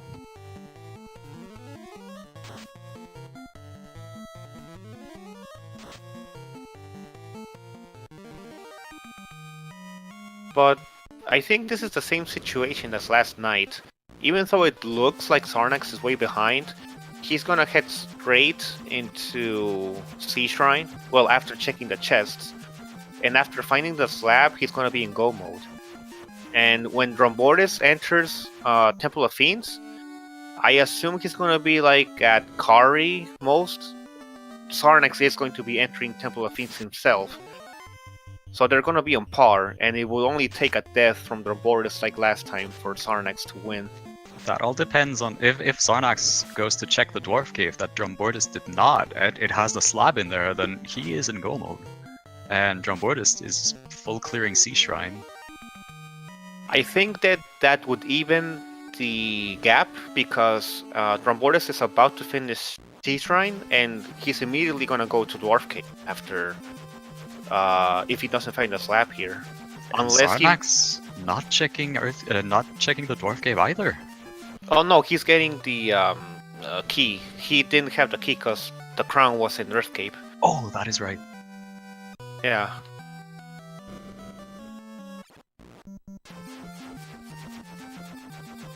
So maybe Drumboardist thinks that he did check the Dwarf Cave. That would be devastating, actually. If the slab is there and he's just wondering, okay, where the heck is the slab? I checked everything. It's gonna be even more devastating if he chooses to go to. Oh well, no, he can't because he needs the slab to enter Mirage. Never mind that. All right, so Xarnax is getting the key while Drum is finding a group of Seagat, which should make quick work of them, considering all the spells and the items. I mean, with the amount of available chest spells he has, I mean, I don't even know why he's bothering inputting anything for his top two party members. Just fade or nuke them and be done with it. Yeah, that's a bigger time waste, because if you use the black shirt, it's not guaranteed to kill all the sea hacks, and that's just a time waste, having to go through all the animation and damage messages. He should just run with everybody and just one of them cast Fade or Nuke or the Thor Hammer.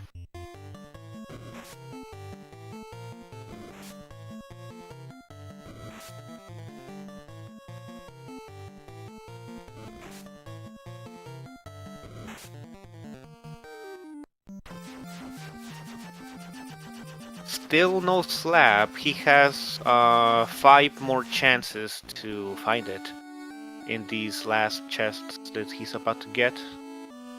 Oh no, scratch that. He has 7 chances. with those two that he's about to check. And Xarnax checking the Astos castle finds nothing, and he's about to go to Dwarf Cave. Let's see what happens here.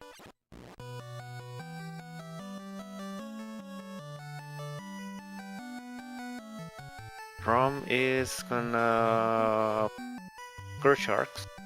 Good choice, he's well leveled. Gold on Xarnax, Adamant, which is useless to him. It's gonna be useful for Drum, but he doesn't have the tail. And a slab! Oh no, Drum. And a ribbon as well. And a ribbon. Well, Drum is like, okay, like I said, I think this just evens the gap. And because Xarnax, Drumboardist is about to kill Kraken, and he's gonna go straight to Dwarf Cave, unless he forgot about it. Which I hope is not the case. Well, there's nowhere else he can go, so He can still go to Marsh Cave locked doors. That is true. Oh, that would be unfortunate for him. If he forgets that he didn't check the Dwarf Cave, he's probably gonna go there. But yeah, the Adamant's gonna be a big pickup too. It's gonna be huge for his fighter. Now, Xarnax... Oh no, wait. He needs a tail. That's true. Yes, he does. Now, there is the Temple of Fiends that neither runner has checked as well.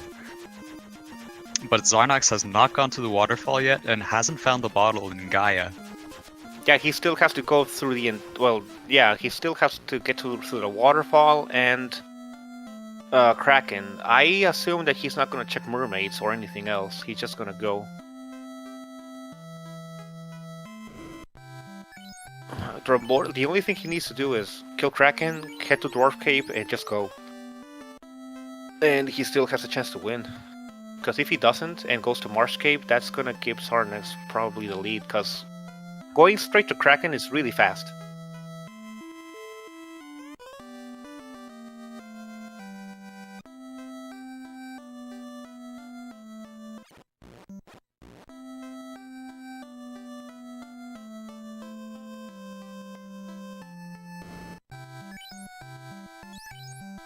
He buys a few gold bracelets for his party. Having gold bracelets and pro rings, his characters are going to be more than beefy enough to finish the game. Yeah, that's close to the best defense that they can have, aside from getting a pro cape. Actually, his bottom red mage has, or his white mage, I mean, has the best defense he can get without the opal bracelet. It gives a gold bracelet to his thief that's been taking a dirt nap for the last 20 minutes. And maybe he plans to revive him entering Temple of Fiends, which would be a good choice to soak up some damage and run. Because he's level 20, I think. He's pretty good level to run away from things there. Oh, he's getting the chime first. Oh, Tyro! Nice! We got a Tyro! Woo! That's to make up for the lost wolves that on the beginning.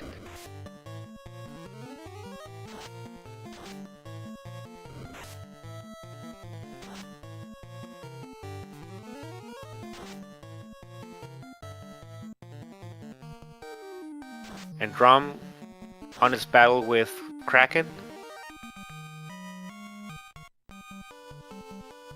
He should be fine. He has plenty defense on his fighter to withstand a few hits from him. He's fine. Kraken does seem a bit beefier though. His black belt didn't do much damage at all with that crit.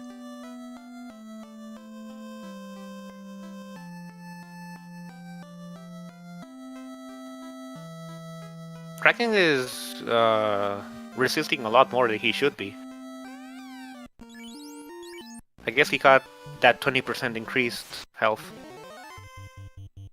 And we got some Frost Wolves! Let's see if they cast Frost. Oh, one does. And Kraken down.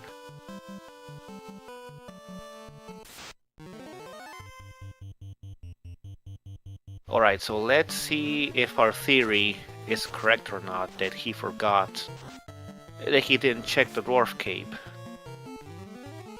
He's checking Seems to be- Cardia Islands.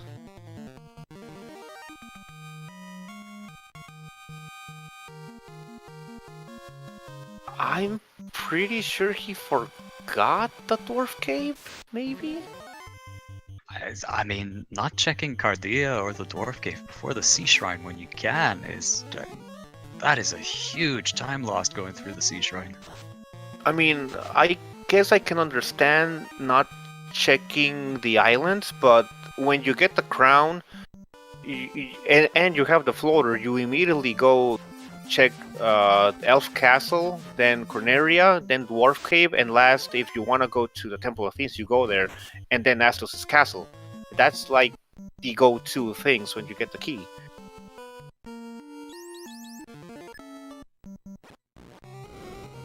Maybe he planned this. I don't know. I mean, there's just so many chests in the Dwarf Cave to just pass up.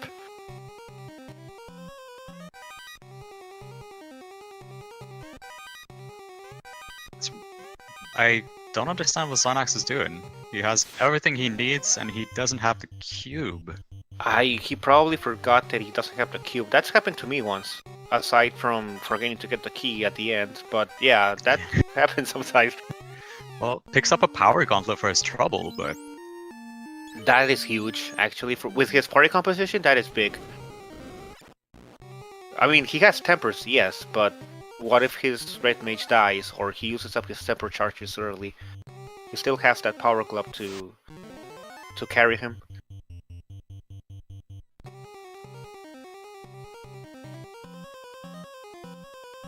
we have chat asking how the randomizer works. Well, not currently with the settings there are, but the enemy's spells can be shuffled around. Their AI, meaning how often they cast spells or attack physically or things like that, can also be shuffled around. The on-hit effects when they melee your party, those effects like the instant death or the stone touch or poison touch are also all shuffled around.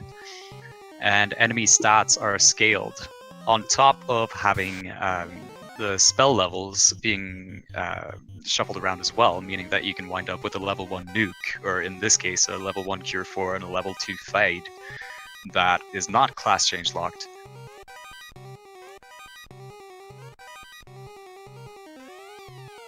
Yeah. The later flags are gonna change how the randomizer randomizes things, how it works. Right now is very close to vanilla, so yeah, if you play the original Final Fantasy and you use these flags for beginning players, then you will not have any problems picking up this game and learning it, and then moving on to more advanced flags. So yeah, pick up this game. And we got another Tyro. Woo! Definitely. If you're interested, check out our Discord. The link will be posted in chat momentarily. So, coming back to the race, Drumboardist casts the slab, he's gonna get the chime, and Xarnax, I think he threw part or a big chunk of his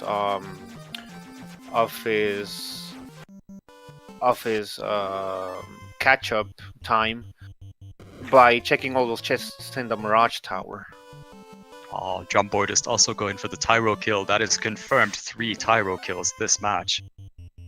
Oh man, that run. I am disappointed. Can we get some Bible thumbs in chat for the Tyro? No. Let's get some encouragement for Team Stags for killing all those Tyros. No. Bible thumbs. Let's flood the chat with Bible thumbs.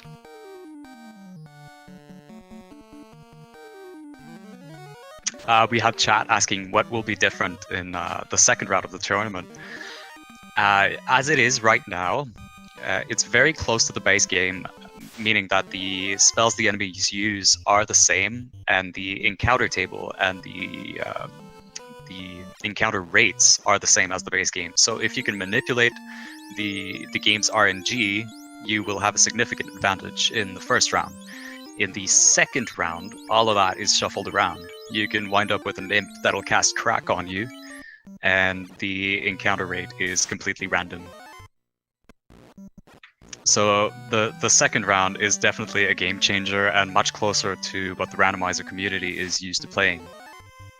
Yeah, you're not gonna be able to use encounter manipulation on the second round flags anymore.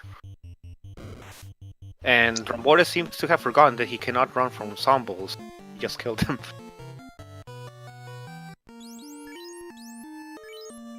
Is that thief allowed? Yes, Runarist, a thief is allowed, although it is not recommended unless you have a plan. But yeah, they are legal.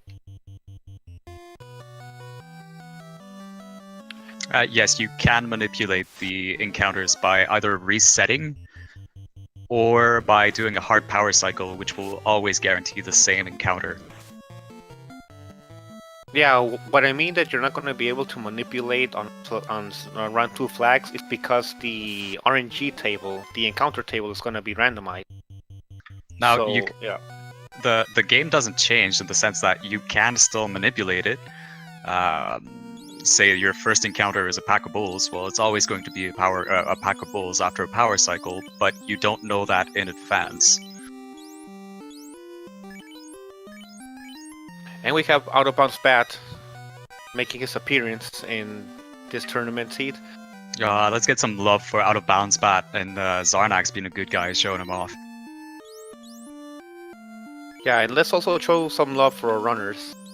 While we show some love for Out of Bounds Bat by dropping a follow for them, they are putting out a really good show.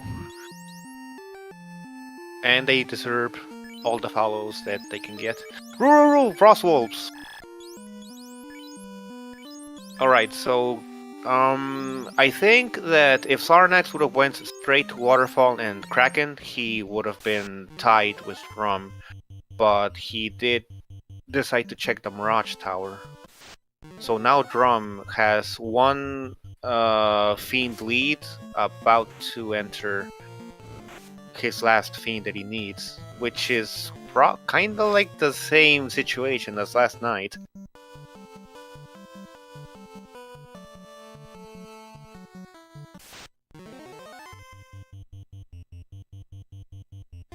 Drumboardist is also opting to check the Mirage Tower chests. I don't know why. He has 2 ribbons with an edgy shield. That should be more than enough to... Oh, maybe he's trying to find a good weapon or the tail. He found the Power Glove. I think that should put him in go mode? Oh, if you ask me, he's been in go mode for a long time. Yeah, he should have went, like, immediately, but I think he's trying to look for a better weapon. And Drumboardist fails to pick up the Power Glove and picks up a copper bracelet. Well, he picked up a Sun Sword. I mean, that's about as good as it's going to get, apart from a Masmian. But it's not worth looking around for it with such low scaling. Yeah, but the thing is, he doesn't have fast, and he has a Sun Sword. So maybe that's why he's hesitating on just going. Maybe he wants a better weapon. But now with the Power Gloves, he should probably go.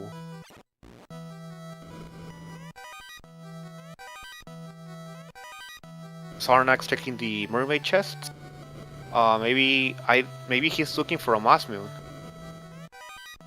But he's on the same situation, I think. He might be depending on a tail for just to turn his thief into something useful. Yeah, those 4 charges of nuke would be very beneficial. Or maybe if he can find a Mossmoon. He has the Sun Sword, which, like I said, is the same situation as Drum. With a Power Glove, I'm pretty sure his Red Mage is gonna be able to kill things in the Temple of Fiends. Are they both in go mode? Yes, they both are in go mode, but they are playing it safe and trying to look for better equipment, mainly weapons, I would assume. They are definitely playing extremely safe for the hour and 45-minute mark. Yeah, they're not power leveling any of their heavy hitters, so I don't think they're confident in just going in there and wailing on things in the Temple of Fiends.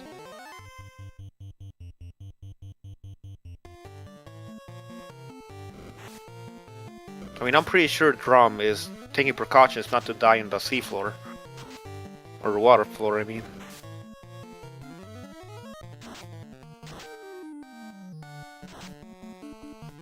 I mean, this has been a pretty interesting race. It's been back and forth with a lot of game-breaking decision making on both sides. Xarnax with the Mirage Tower lookout, Drumboardist not checking the Dwarf Cave. All those little things actually are big. Very big. It looks like Drum is satisfied with just picking up his Power Gauntlet, and now he's gonna make a beeline for Tiamat. Yeah, that's what he should do. He's probably gonna check the last chest before entering the teleporter. I would assume he'd check the little door on the left here, yeah. Yeah, it's so close that you don't waste anything just by checking. Oh, he didn't. It looks like he doesn't care. Drumboardist is officially in go mode. We got a question in chat. Do later rounds incorporate the crit bug fix and the black belt crit nerf? Yes. Later rounds will incorporate the weapon fixes, and it will normalize the black belt crit. And make the Masmune a much less attractive option. It's still amazingly good for damage, but it doesn't crit 40% of the time. Yeah, it's not a free win if you find a Masmune. I'd say the Adamant turning into the Excalibur is a reasonable option, even sometimes a better option than a Masmune. Yeah, when you usually on those later round flags, when you don't find the Masmune or the Excalibur, a Vorpal Sword is a pretty good choice too, because of its increased crit chance. And we have no Warmech, indeed. We're not going to see the power of the Power Glove and a few Tempers on the Black Belt.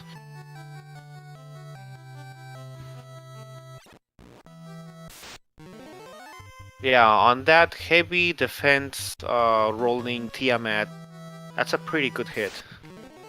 That shows how strong the Power Glove can be with Temper. We got a question in chat. What the heck is this Xarnax party? That is what we are going to ask him after this race, Tristal. We are very interested in seeing what he has to say. I think all 580 viewers are interested in why he chose to take a thief. It's very surprising that he's doing really good. He could have taken the lead many times, actually. It's not like Drumboardist has a huge lead from the beginning.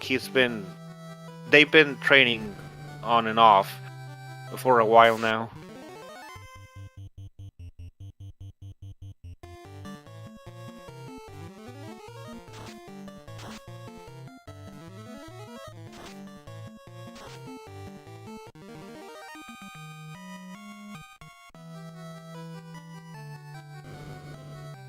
Alright, so we got Drumboardist heading into Temple of Fiends right now.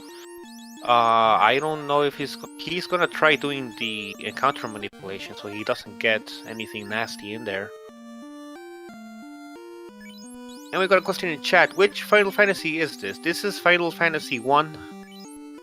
This is Final Fantasy Randomizer for Final Fantasy 1. The original NES version, also known as the best version of Final Fantasy 1. Indeed.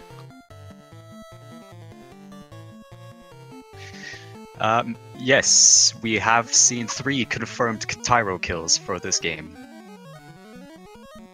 Yeah, we've seen, I think, two Tyro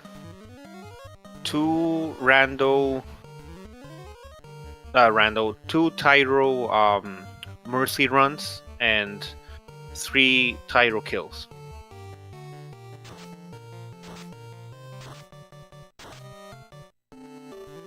which is a horrible thing to do.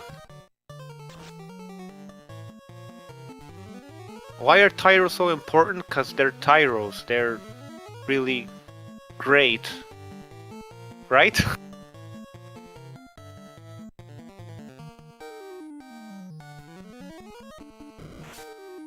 Alright, so Drumboardist gets a few mages in a fighter encounter. As long as they don't cast Lightning 3. Okay, he ran away. That's fine. And Xarnax is about to fight... or beat Kraken, I mean. And those 3 gas dragons, I don't think Drumboardist knew how to make the manipulation, and he just said, okay, I'm just gonna go. And he gets poisoned to the face because of it. But I think he has 3 ribbons, because that poison did like no damage to everyone.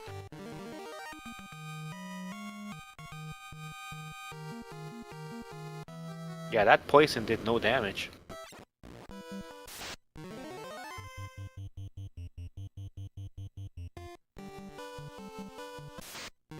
Yeah, he does have 3 ribbons.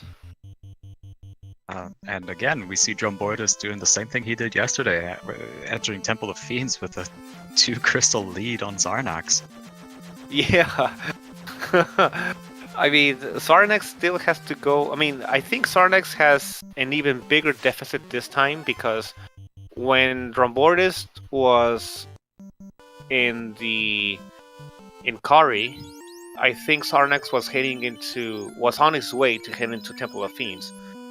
And then Drumboardist beat Kari, and then he died to the waters, and that's when Xarnax just won. But now, he is actually starting Mirage Tower. Yeah, contrary to last night, Drumboardist is in a very good position right now. He has his ribbons, he has 2 direct damage, and he has an amazing selection of spells for his mages.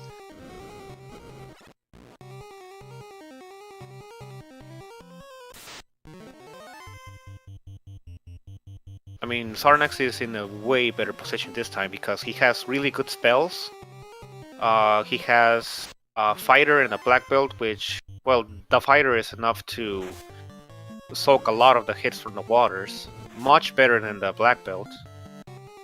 And he has more HP. So I don't think he's gonna have any problems this time. He might have problems with Kraken, Tiamat, or Chaos. Mostly Kraken, I think.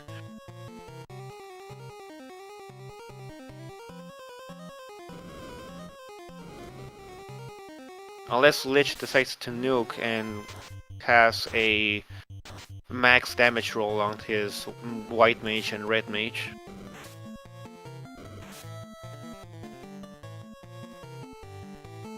Which that would be the game saying, you're not gonna win this one either. Yeah, Drum is eating a lot of unrunnable encounters right now. Yeah, I think he's okay because he has such a big lead right now. If Xarnax did the encounter manipulation and he just went in, then yeah, he would be in trouble.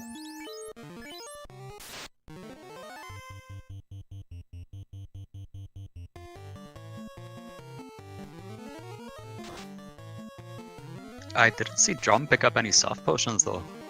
This pack of Medusas might be an issue. Well, he has 3 ribbons, so he should be okay.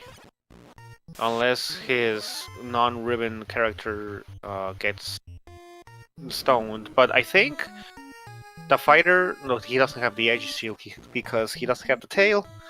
So yeah.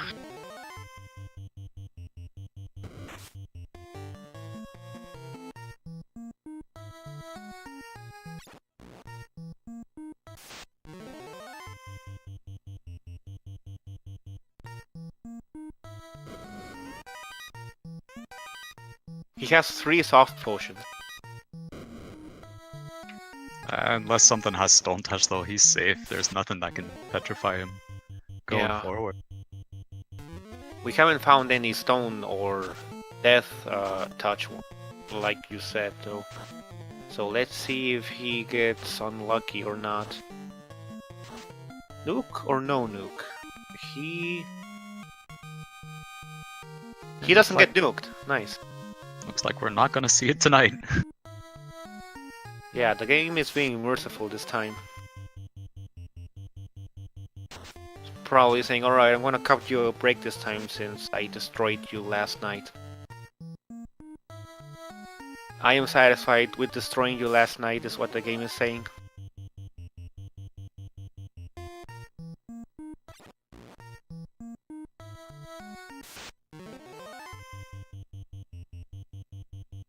Do we find Stone Death Touch this seed? No, we have not.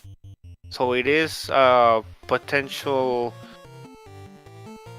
occurrence that it might happen right here on Temple of Fiends.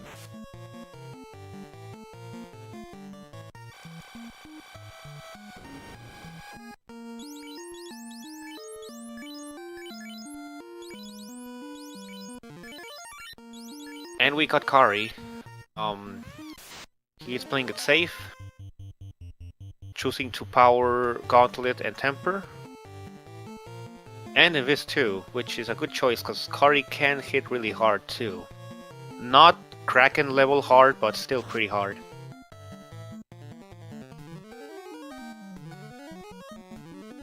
Yeah, she's definitely worth showing a bit of respect to. She has one-shot many a party member. And Xarnax is still fighting Tiamat. Or he just started, I think. At this rate, I assume that Drum is going to be killing Chaos right as Xarnax enters Temple of Fiends. Yeah, minimum probably on... He's gonna be on Tiamat too. About to beat him when Xarnax enters Temple of Fiends. Because last time, Drum was on this floor, and Xarnax was heading towards the Phantom.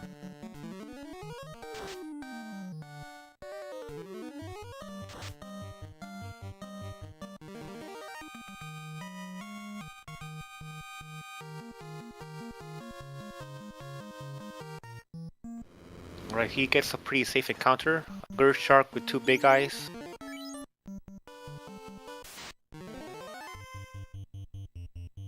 Decides to cast a few heal 3s. I would probably save my heal 3s for Chaos though.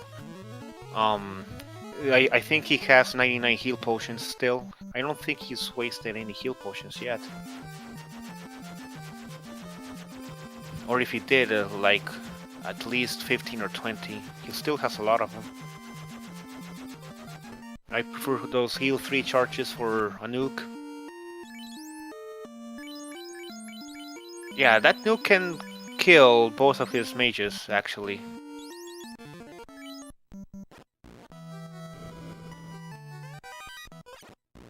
Anyone know why Xarnax is doing Thief? We do not know, and we are about to find out after this race.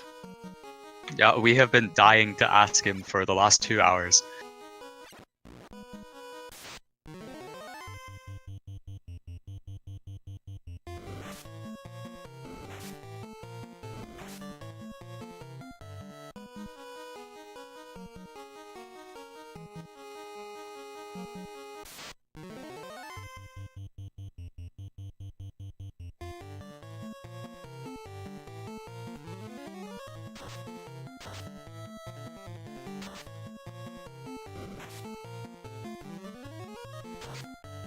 And Drum makes quick work of Kraken too, which is always good. Xarnax is going to be seeing quite a few unrunnables. Yeah, they're both choosing not to do the manipulation. And the dreaded 4 worm encounter is very annoying. It's usually not enough to kill you or wipe you, but it's just annoying. Still a better encounter to get than the Iron Golem. Yeah. Especially double Iron Golem.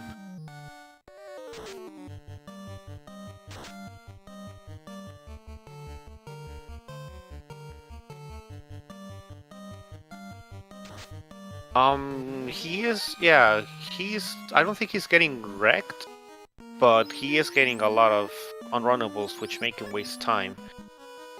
He has a lot of healing sustained to keep him up. I would probably have wasted all my heal potions right there. He has 77, that's plenty. And save those important cures.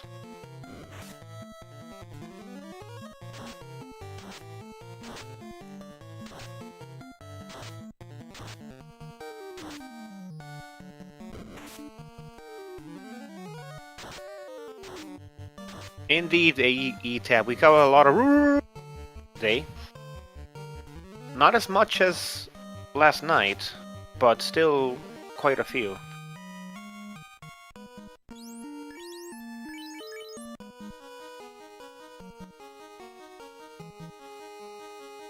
Oh, and the Bane destroying the Red Mage there. Yeah, but if he manages to survive with his White Mage, he's just gonna cast Life 2 and be fine. Yeah, it looks like it's a very beefy Tiamat though. That Black Belt is doing pretty good work though, with that Power Glove and that Temper. Yeah, he's doing good work.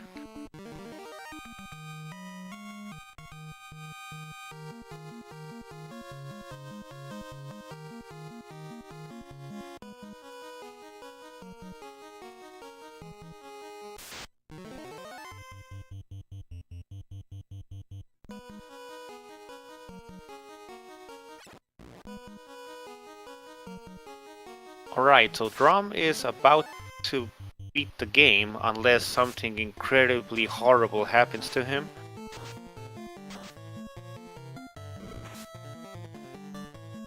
And seeing as the commentator's curse is nowhere to be found, I think it's safe to say that he is not going to get nuked or cracked to death. Maybe a swirly swirl here and there, but nothing big. Yeah, Drum has everything he needs to take this game now. And Drumboardist is playing it safe, which is a good choice. I would definitely not want to risk it. Yeah, it looks like he'll be waiting out the Cure 4. Yeah, not after last night. Yeah, he just wants to win this one. Best 2 of 3 races? Yes, this is a best 2 out of 3. If Drum wins, he is going to be on par. And yeah, his Red Mage just goes down. Oh no, Fast was level 7 or 8, I think. I don't think we saw a Fast anywhere. We did not see a Fast anywhere, no. Yeah, it was probably like really high level, like level 8 or 7. Because it definitely wasn't the first 6 levels. Being 6 and up, his Red Mage can't cast it anyway, so... Yeah. Not that he needs it. I think he's fine with his Power Gloved Black Belt. Unless he goes down. But his fighter is doing good work too. Let's see if he can out-damage the Cure 4 though. No, we have Chaos going down.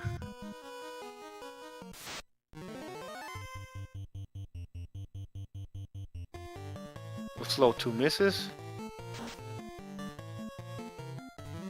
He's getting some good damage in with both of his nice. So that's the game. There we have it, with an official SRL time of 2 hours, 8 minutes and 5 seconds. Drumboardist catches up to Xarnax, and the series is now tied 1-1. Alright, so now let's all give a good Ruru for Drumboardist's win to celebrate. That will be the last Ruru of tonight. Let's congratulate him for tying up the series, which is, I think, the second race that has a tied series in it. Every other race was 2-0, if I'm not mistaken.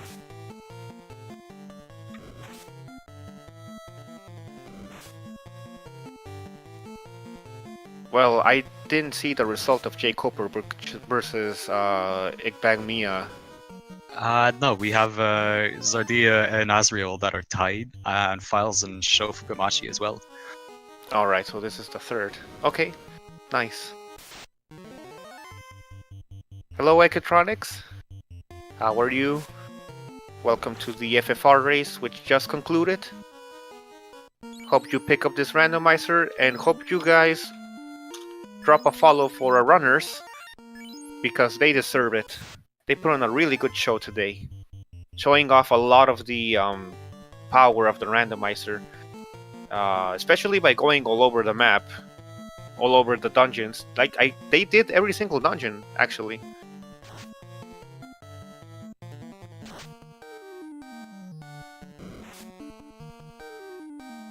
I am. So is my co-commentator here, Artea.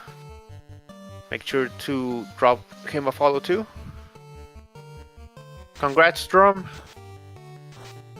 Alright, let's see if I can pull him over to the channel to commentate. There we go. Hello, Drum. Congrats on your win. Woo! I did say I was going to change up my group a bit, and the original idea was if I can find any weaponry for the warrior, I'll be great. And you guys saw it. I went through ordeals and I went through the ice cave, and both time I'm like, ice sword's not good enough. I have to. No. Eventually there was a sun sword, so I rolled with it. Yeah. Congratulations on your win, John. Can't say I'm disappointed in not seeing a second round of stupid strats. Well, I mean, it wasn't true stupid strats. I didn't murder everyone and level just the black belt. In fact, I didn't intentionally murder anybody. It's very weird for me because it's really out of my playbook. But I thought, you know what? Go for broke. Let's do it. It's not elimination yet. It's just getting knocked into losers, and then it's elimination. Let's not get to that point. Let's try and fight back. Yeah, that was something that I was questioning. I really thought that you were going to do the with either fighter and black belt or a solo fighter or solo black belt, but you just got to level 16 and just went. Was it 6? I thought I got to 17, because 17 is where you need for the red mage to be used level 6 spells, I think. And then it didn't matter. I didn't find any that he could use or would want. Did anybody find fast? Was it, because I know I didn't look in Leafin, so what do you want to bet it's like the level 8 spell? It is probably a level 8, but whether it's 7 or 8, your red mage could never have casted it anyway. Yeah, so there's really no... I mean, I did find the adamant towards the end, so I was like, if I do find the tail, I probably would have gone and grabbed that, just because of Excalibur, man.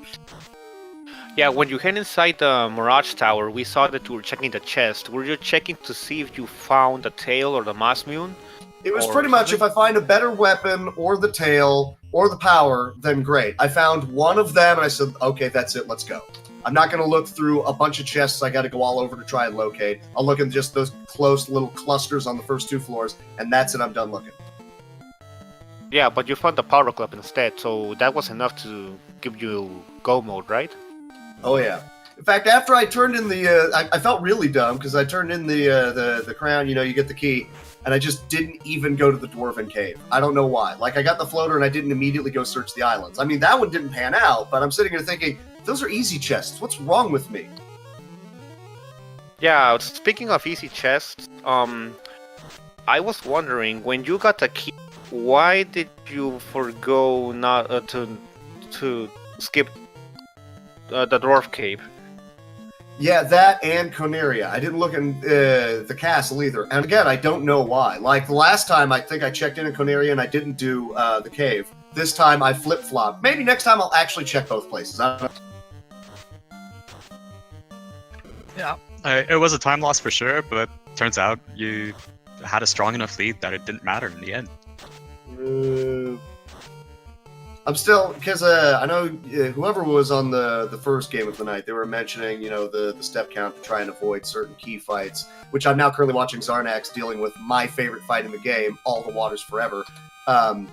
They were mentioning, you know, the step count to try and avoid some of those, so I figured out a real quick one of just 6 steps. Well, the only big troublesomes are a couple of gases and a couple of earths. I skipped the fight that I don't want to deal with on the water floor, so yay.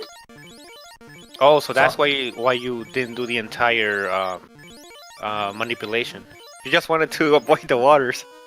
I don't know what the entire manipulation was. So I was like, okay, I know 6 does this. I'm going to go with that and just go, because I'm expecting to lose any freaking second. How have I not lost? Actually, the reason why you didn't lose is you guys were trading the lead back and forth. Sarn, when you decided not to check Dwarf Cave and decided to do Mermaids and the entire Sea Shrine, Xarnax checked the Dwarf Cave and found the slab, and he was in go mode, but he decided to go to the Mirage Tower before getting the cube. He checked the chest. No.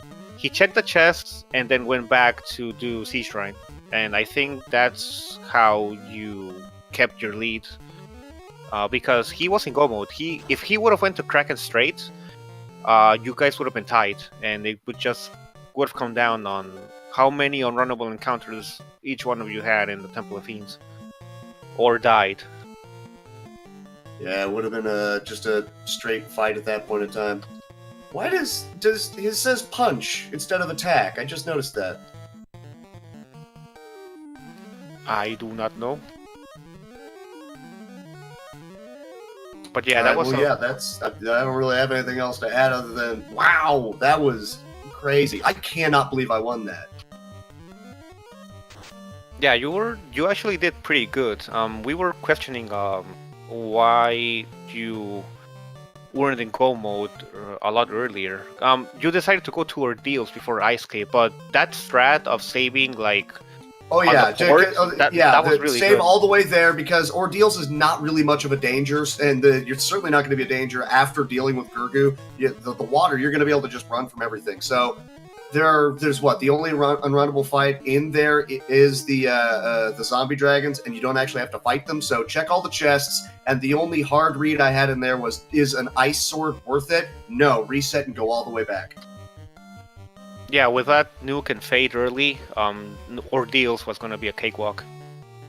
Oh yeah, especially if I had actually decided to like fight my way through it, but nah, even just the running, just save all the way back there and go for it. About the only in later like flags where you're going to be coming across things that are just going to randomly have crack and stinger. And no, at that point of time, you best be saving all the way there and back. But the early seeds, you can risk it.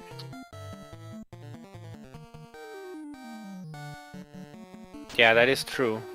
So were you worried when you went into Volcano? Because you kept dying a lot on those red gargoyles or resetting, and that's something that Xarnax was catching up to you. When you roll up on Gurgu and you see a pack of 3+ gargoyles, you know they're going to be using fire too, and you know it's going to take 2 of them casting it to wipe out half of your party. So anytime I happen to run into them, I'd rather run into fire, because I think I stand a better chance. Yeah, those red gargoyles are really scary, and you did reset a lot there. And well, I tend to reset a lot on the first floor. It's more resources than anything. It's how many spells am I casting to try and keep myself alive or to kill enemies? How many heal potions am I using just to check that first 4 or 5 chests, then reset so that I didn't spend all that stuff. Go and check the 2 up the middle, and then try to double back for that cluster in the bottom. And if there's death, well, then you're resetting there too. Did you plan on going exactly at level 17? Well, it was 16, but you made it to 17 before getting to Kari. But the plan was, I'm almost to 17, and there's 2 Agama fights on that one last chest. I think that feels about right, so I went for that. I was really worried, honestly, even with the spells that I had, because still at that low a level, Kari could have just been like, this person's dead, and that person's dead, and now you've got a fighter with a silver sword hitting me for about 10 damage a turn. Let's have fun. So I was paranoid about it, but I was like, let's go for it.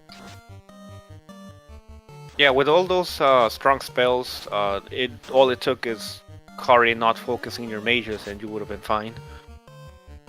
Yeah, one of the few times where my biggest damage dealers were the casters in the back. Please keep the fighter in the front. I want you to hit him.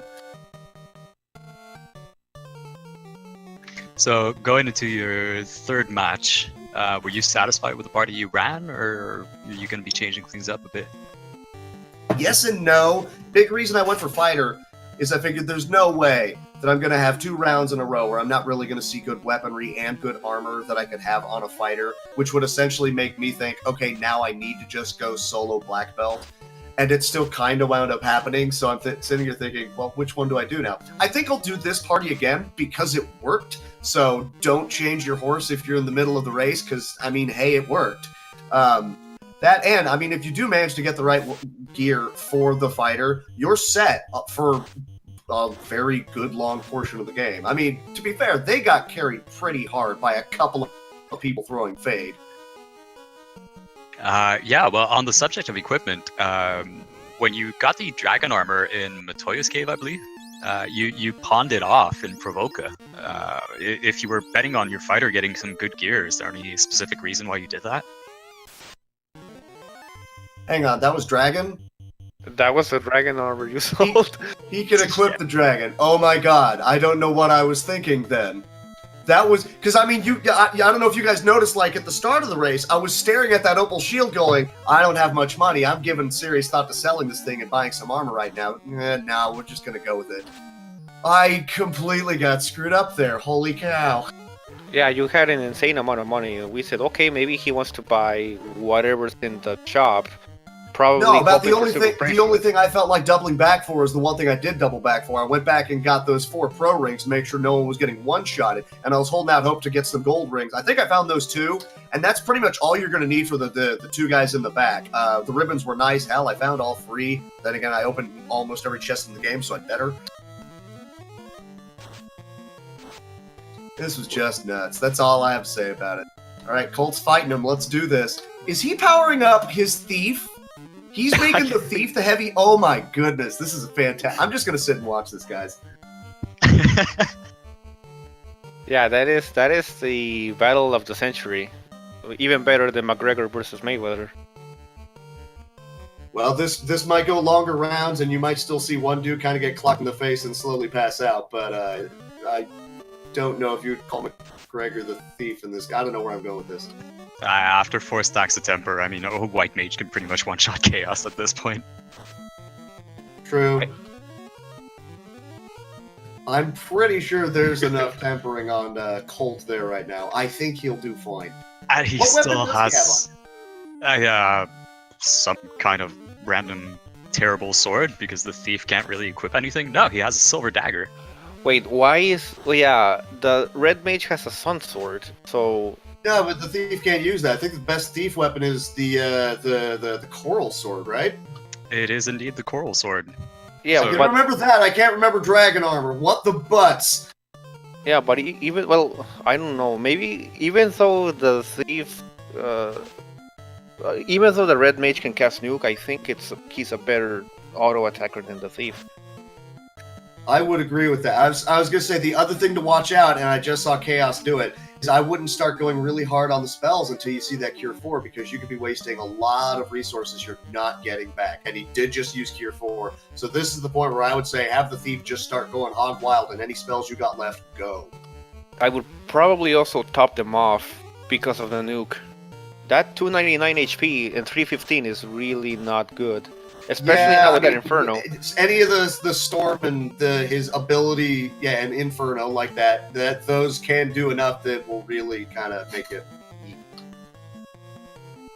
I don't know. Those nukes are hitting hard enough. I think he's pretty well got it.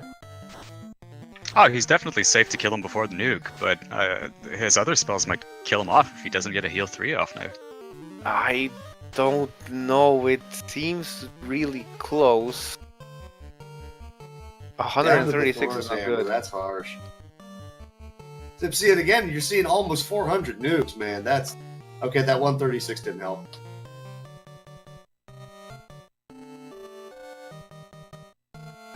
I mean, that's for those of you who are unaware of why the thief is the worst class in the game. His best sword in the game is inferior to the silver sword, which you can just buy and a red mage or a fighter can use. He's not really going to be able to use much in the way of armor or anything. So they're stocking all these buffs on the thief who's using a dagger and doing nothing. Like, he would have been outdamaged by a level, I don't know, 15 black belt or like a 10 knight with a silver sword. Yeah, with a time of 2:23 and 12 seconds, Xarnax finally gets Chaos down as well.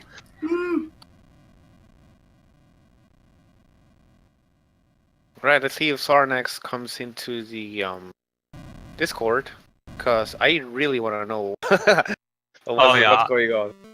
He did say in advance he's either going to revolutionize the wheel or it's going to be funny. I don't know. He pulled that off. I would say that was pretty cool. He was pretty close to you, yeah. If he would have made different decisions at certain times, he would have probably been either the winner or like neck and neck with you. I'm sorry, the specific wording he said was, well, this is either going to be a train wreck or I'm about to blow some minds about what's possible. Thoughts? And we got Xarnax here. Let's hear it from him. So, what everybody is thinking, Xarnax, and what's up with the party? I really, it was kind of a test, I guess. I think, I'm pretty sure when I've had the opportunity, I've basically run a solo black belt every race in the last 6 months or more that I've done. And after like watching the restream from last night's race, just like the talk about different parties, benefits of different classes, it made me want to try something different, more than usual. Especially, I really think the Thief doesn't get enough credit. I was really hoping that even if I didn't win, I really feel like even just for his ability to run, I think that I felt like that showed if you were paying close enough attention to my random battles. There was actually a while when I was had him dead. Part of that was just because I wanted my mages to get some more levels. And so like running from encounters wasn't as important as it was at the end game. But there were like, there's kind of like a period in between in game and late game and in game where I started trying to run for more battles, and like I noticed that I was failing a lot. And then as soon as I revived my thief, that wasn't happening as much. So yeah, the two things big two things for that party were I wanted to buck the trend, or kind of stick it to everybody who says thieves are absolutely worthless. There's no reason to have them in your party. And I wanted to play with a party without a black belt, just to change things up. So, we had a comment in chat that said, I think the Thief taking the lead is using the drink command too much, because it looked like you were undecisive on a lot of stuff. When you entered Elf Town, you were going all over the place. Yeah. And in Gurgle Volcano, it also looked like you were going back and forth a lot. What was that? Did you had to deviate from your plan? Or was this such a new party that you had to adapt? What was the first thing about the Thief? Somebody in chat commented that I think that Thief is using the drink command too much, because it looked like he was drunk, like going all over the place. Oh, okay, I see. Okay. That's just more me than anything else. I've got a really bad short term. Like I'll go into a weapon or like a spell shop, and then walk out of it, and then immediately ask myself, wait, what was in there? And like that's just an inability to focus sometimes. And like especially in Elfland, like I'd look at one shop and be like, okay, so I want this and this for my red mages. Then I'd check the black magic shop, and then I'd say, oh, okay, so there's 4 spells on this level I want to make sure that I got the right mages with the right spells, and I just like was forgetting what I was buying 5 seconds later. So I just had to slow down and take a look at what I had and what was offered. Well, let me tell you that you were pretty close to Drumboardist this time. It wasn't such a huge lead like last night. It was trading back and forth. Let me tell you that in the Marsh Cave, up to the Marsh Cave, Drum had a lead, but I don't know how you did it. I think it was probably the Thief combined with Nuke and Fate making battles so easy that you just started catching up to him, and you caught up to him, and you took the lead after the Marsh Cave. And you had the lead after Marsh Cave. Sorry, I was trying to run from like everything in the Marsh Cave, and I kept getting back attacked all the time. Oh yeah, that sucks. Yeah, you Yeah, took the lead in the Marscape. those shadows will kill you on that. Also, in the volcano, I think you also took a lead for a little while and then took it back. Okay. Oh yeah, And- you were. I mean, it may have looked like it because I didn't really do much of an Agama grind. Or no, I did fought Carrie before I did my grind. Because that was yeah, the what you were saying was wandering around the volcano, didn't know what I was doing. That everything I did in the volcano was intentional. Like I didn't have any key items yet, and so I cleared the first floor hoping I'd get like floater or something. And then after that, once I got down to the bottom fourth floor, I was like, I don't know this party well enough to know how they're gonna fare against Carrie. I don't want to overgrind, so and I'm pretty sure with the spells that I have that I can take her on right now. So I decided to just take out Carrie and then go back down to check the chests and then grind as the last thing I did in Volcano because I had exit by that time. So that just made the most sense to me. I mean, part of that was just unfamiliarity with the party, I guess. Yeah, both of you went to Kari at probably the same level. You went at like 17 and Drum went 16, getting 17 on the way. So yeah, you guys did the same amount of time in the Agamas. So you were pretty neck and neck. One of the biggest things that could have decided this match is Drumboardist did not check the Dwarf Cape for the slab, and he went to Sea Shrine. He went to Sea Shrine. It. Yeah, he did the entire Sea Shrine, then he went to Kari Islands, and you checked the Dwarf Cave, and then you went to Mirage Tower. That's when you gave Drum that lead back, when you went to Mirage Tower. Interesting. Yeah, you had the lead when you had the slab, because if you would have went straight to Kraken, you would have been either neck and neck or a bit ahead of Drumboardist. Okay. Drone, did you check any of the chests in Mirage? I'm trying to remember, did I? Yes, you did.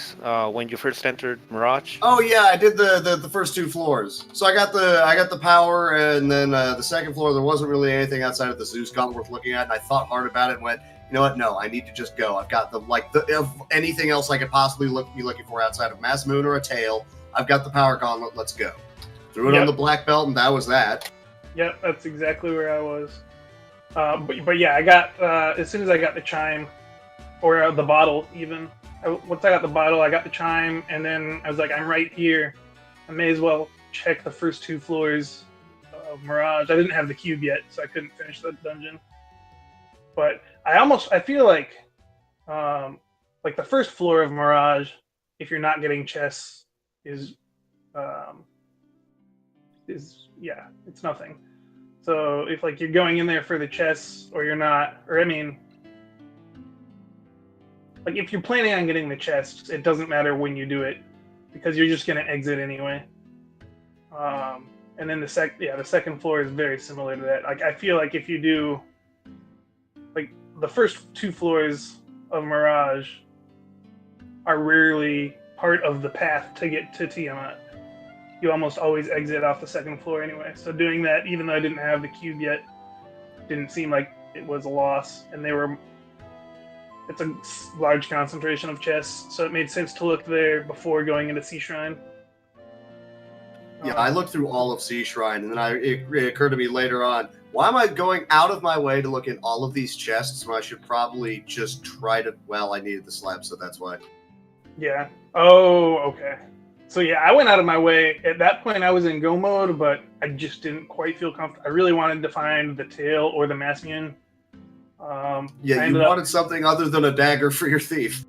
Right. So yeah, once I found the power glove, I'm like, all right, I'll take this, and if it helps him, it helps him. I'm probably gonna be okay anyway. But yeah, that's another thing. Like my late game, I probably, I think I over-prepared for Temple of Fiends. I probably could have been a much closer race if I hadn't. Sardia asks if the thief saved you the time that you were anticipating via running. That's really, really hard to say. It definitely looked like it was really good on the Marsh cave. If you check the bot, yeah, it looks like the thief run chance played a big role there. Yeah, I mean, I'm considering if I didn't have the thief. I mean, I'm kind of. I don't remember who I saw say something about running. Like preferring like just a 3-member party, and I'm kind of probably on that same wavelength. So I mean, if it's a thief to help run or just nobody, I think, yeah, especially with the run fix, when you get a party of like 6 or more, and I mean, if you fail to run once, it costs a lot. That every time you fail to run for a round, that adds up a lot. It really does. So like I remember when before the run fix was implemented, like solo black belt was just OP because a level 50 black belt is going to run first try from just about everything. Yeah, if things aren't running from you.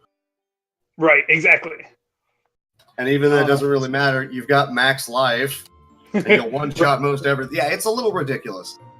Yeah, so like once it was the fact that if you only have one member alive and you get run into a 5 or 6 monster encounter, and with the new run, like you can fail to run 4 times in a row easily, and so it's like having 4 people is every additional person, if you're in a point where you're just running from as many battles as you can, everybody alive, I think, actually speeds things up.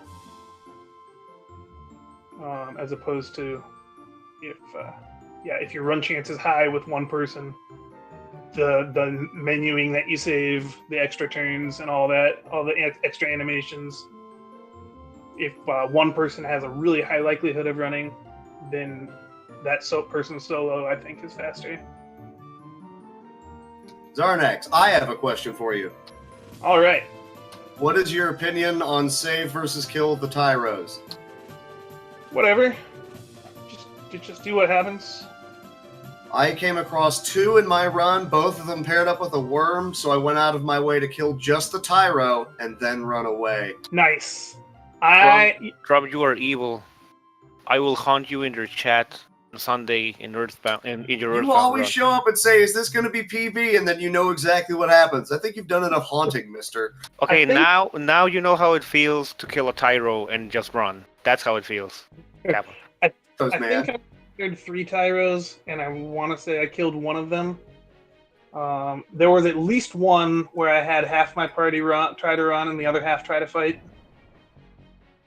I think there were 2 or 3 of those, actually. And, I ran away before I killed it every time. I'm a fan of taking them out. No, Drum, why? A dinosaur rolled up on me. You gotta punch that dude. Yeah, did you use the same party as last night? No, I subbed out one of the black belts for a fighter. Oh, okay. I mean, there's the Sun Sword, so he was able to use okay, but even against Chaos, he's like, oh boy, 4 hits, 100 damage. Wow, this is great. Man, I got my thief up really. I think he had like a silver dagger at like level 23, 24. Yeah, I saw it. He was hitting for like 136 on 1 hit. I'm like, man, he's better than my fighter. He got a lot of buffs stacked on him. Yes. And what stunk was he got slowed. Ooh, he would have hit. Wow. He would have been hitting for 500 plus easily if that hadn't hit. Yeah, I was watching the end of your fight going, I mean, really, I'd just kind of stall until I saw Cure and then have everybody go crazy with the frickin' fades and nukes. Because you had enough spells, they would have been over in like 3 turns. Exactly. Yeah, I had enough spells that, and I had buffed everybody as much as I wanted that I started using my White Mage's Fades a little early. But I was mostly waiting for the Cure 4 as well. Yeah. All right. A Well, that was very a really good race, actually, from both of you guys. Thanks. Yeah, that was a very different seed than yesterday's. A little bit. But When you feel like going to Ordeals and the Ice Cave is a good idea, that's not a great seed. I did both of those before, like right after Volcano. Yeah, so did I. Yeah, that was unfortunate. That was really sad. Yeah, as soon as I finished Ordeals, I was like, there's no way I'm winning this race. I've got a party that I don't really know how to manage. Luckily, at least I had, lots and lots of spell charges. So the early spells really made that, yeah. For sure. So I'm playing back through this seed. I wanted to find the tail. By the way, guess where the Mass Moon was? Marsh Cave. Yep, marsh locked. Dang it! Oh man, I almost went there after Astos. I thought about it. Opal Bracers in the second floor of the floating castle. Okay. Have you found Tail yet? The katana's up there too. No, I'm still looking. Okay. Yeah, man. If it's like the last chest you would ever look in, I'm gonna be annoyed. Katana or Vorpal would have been really nice too.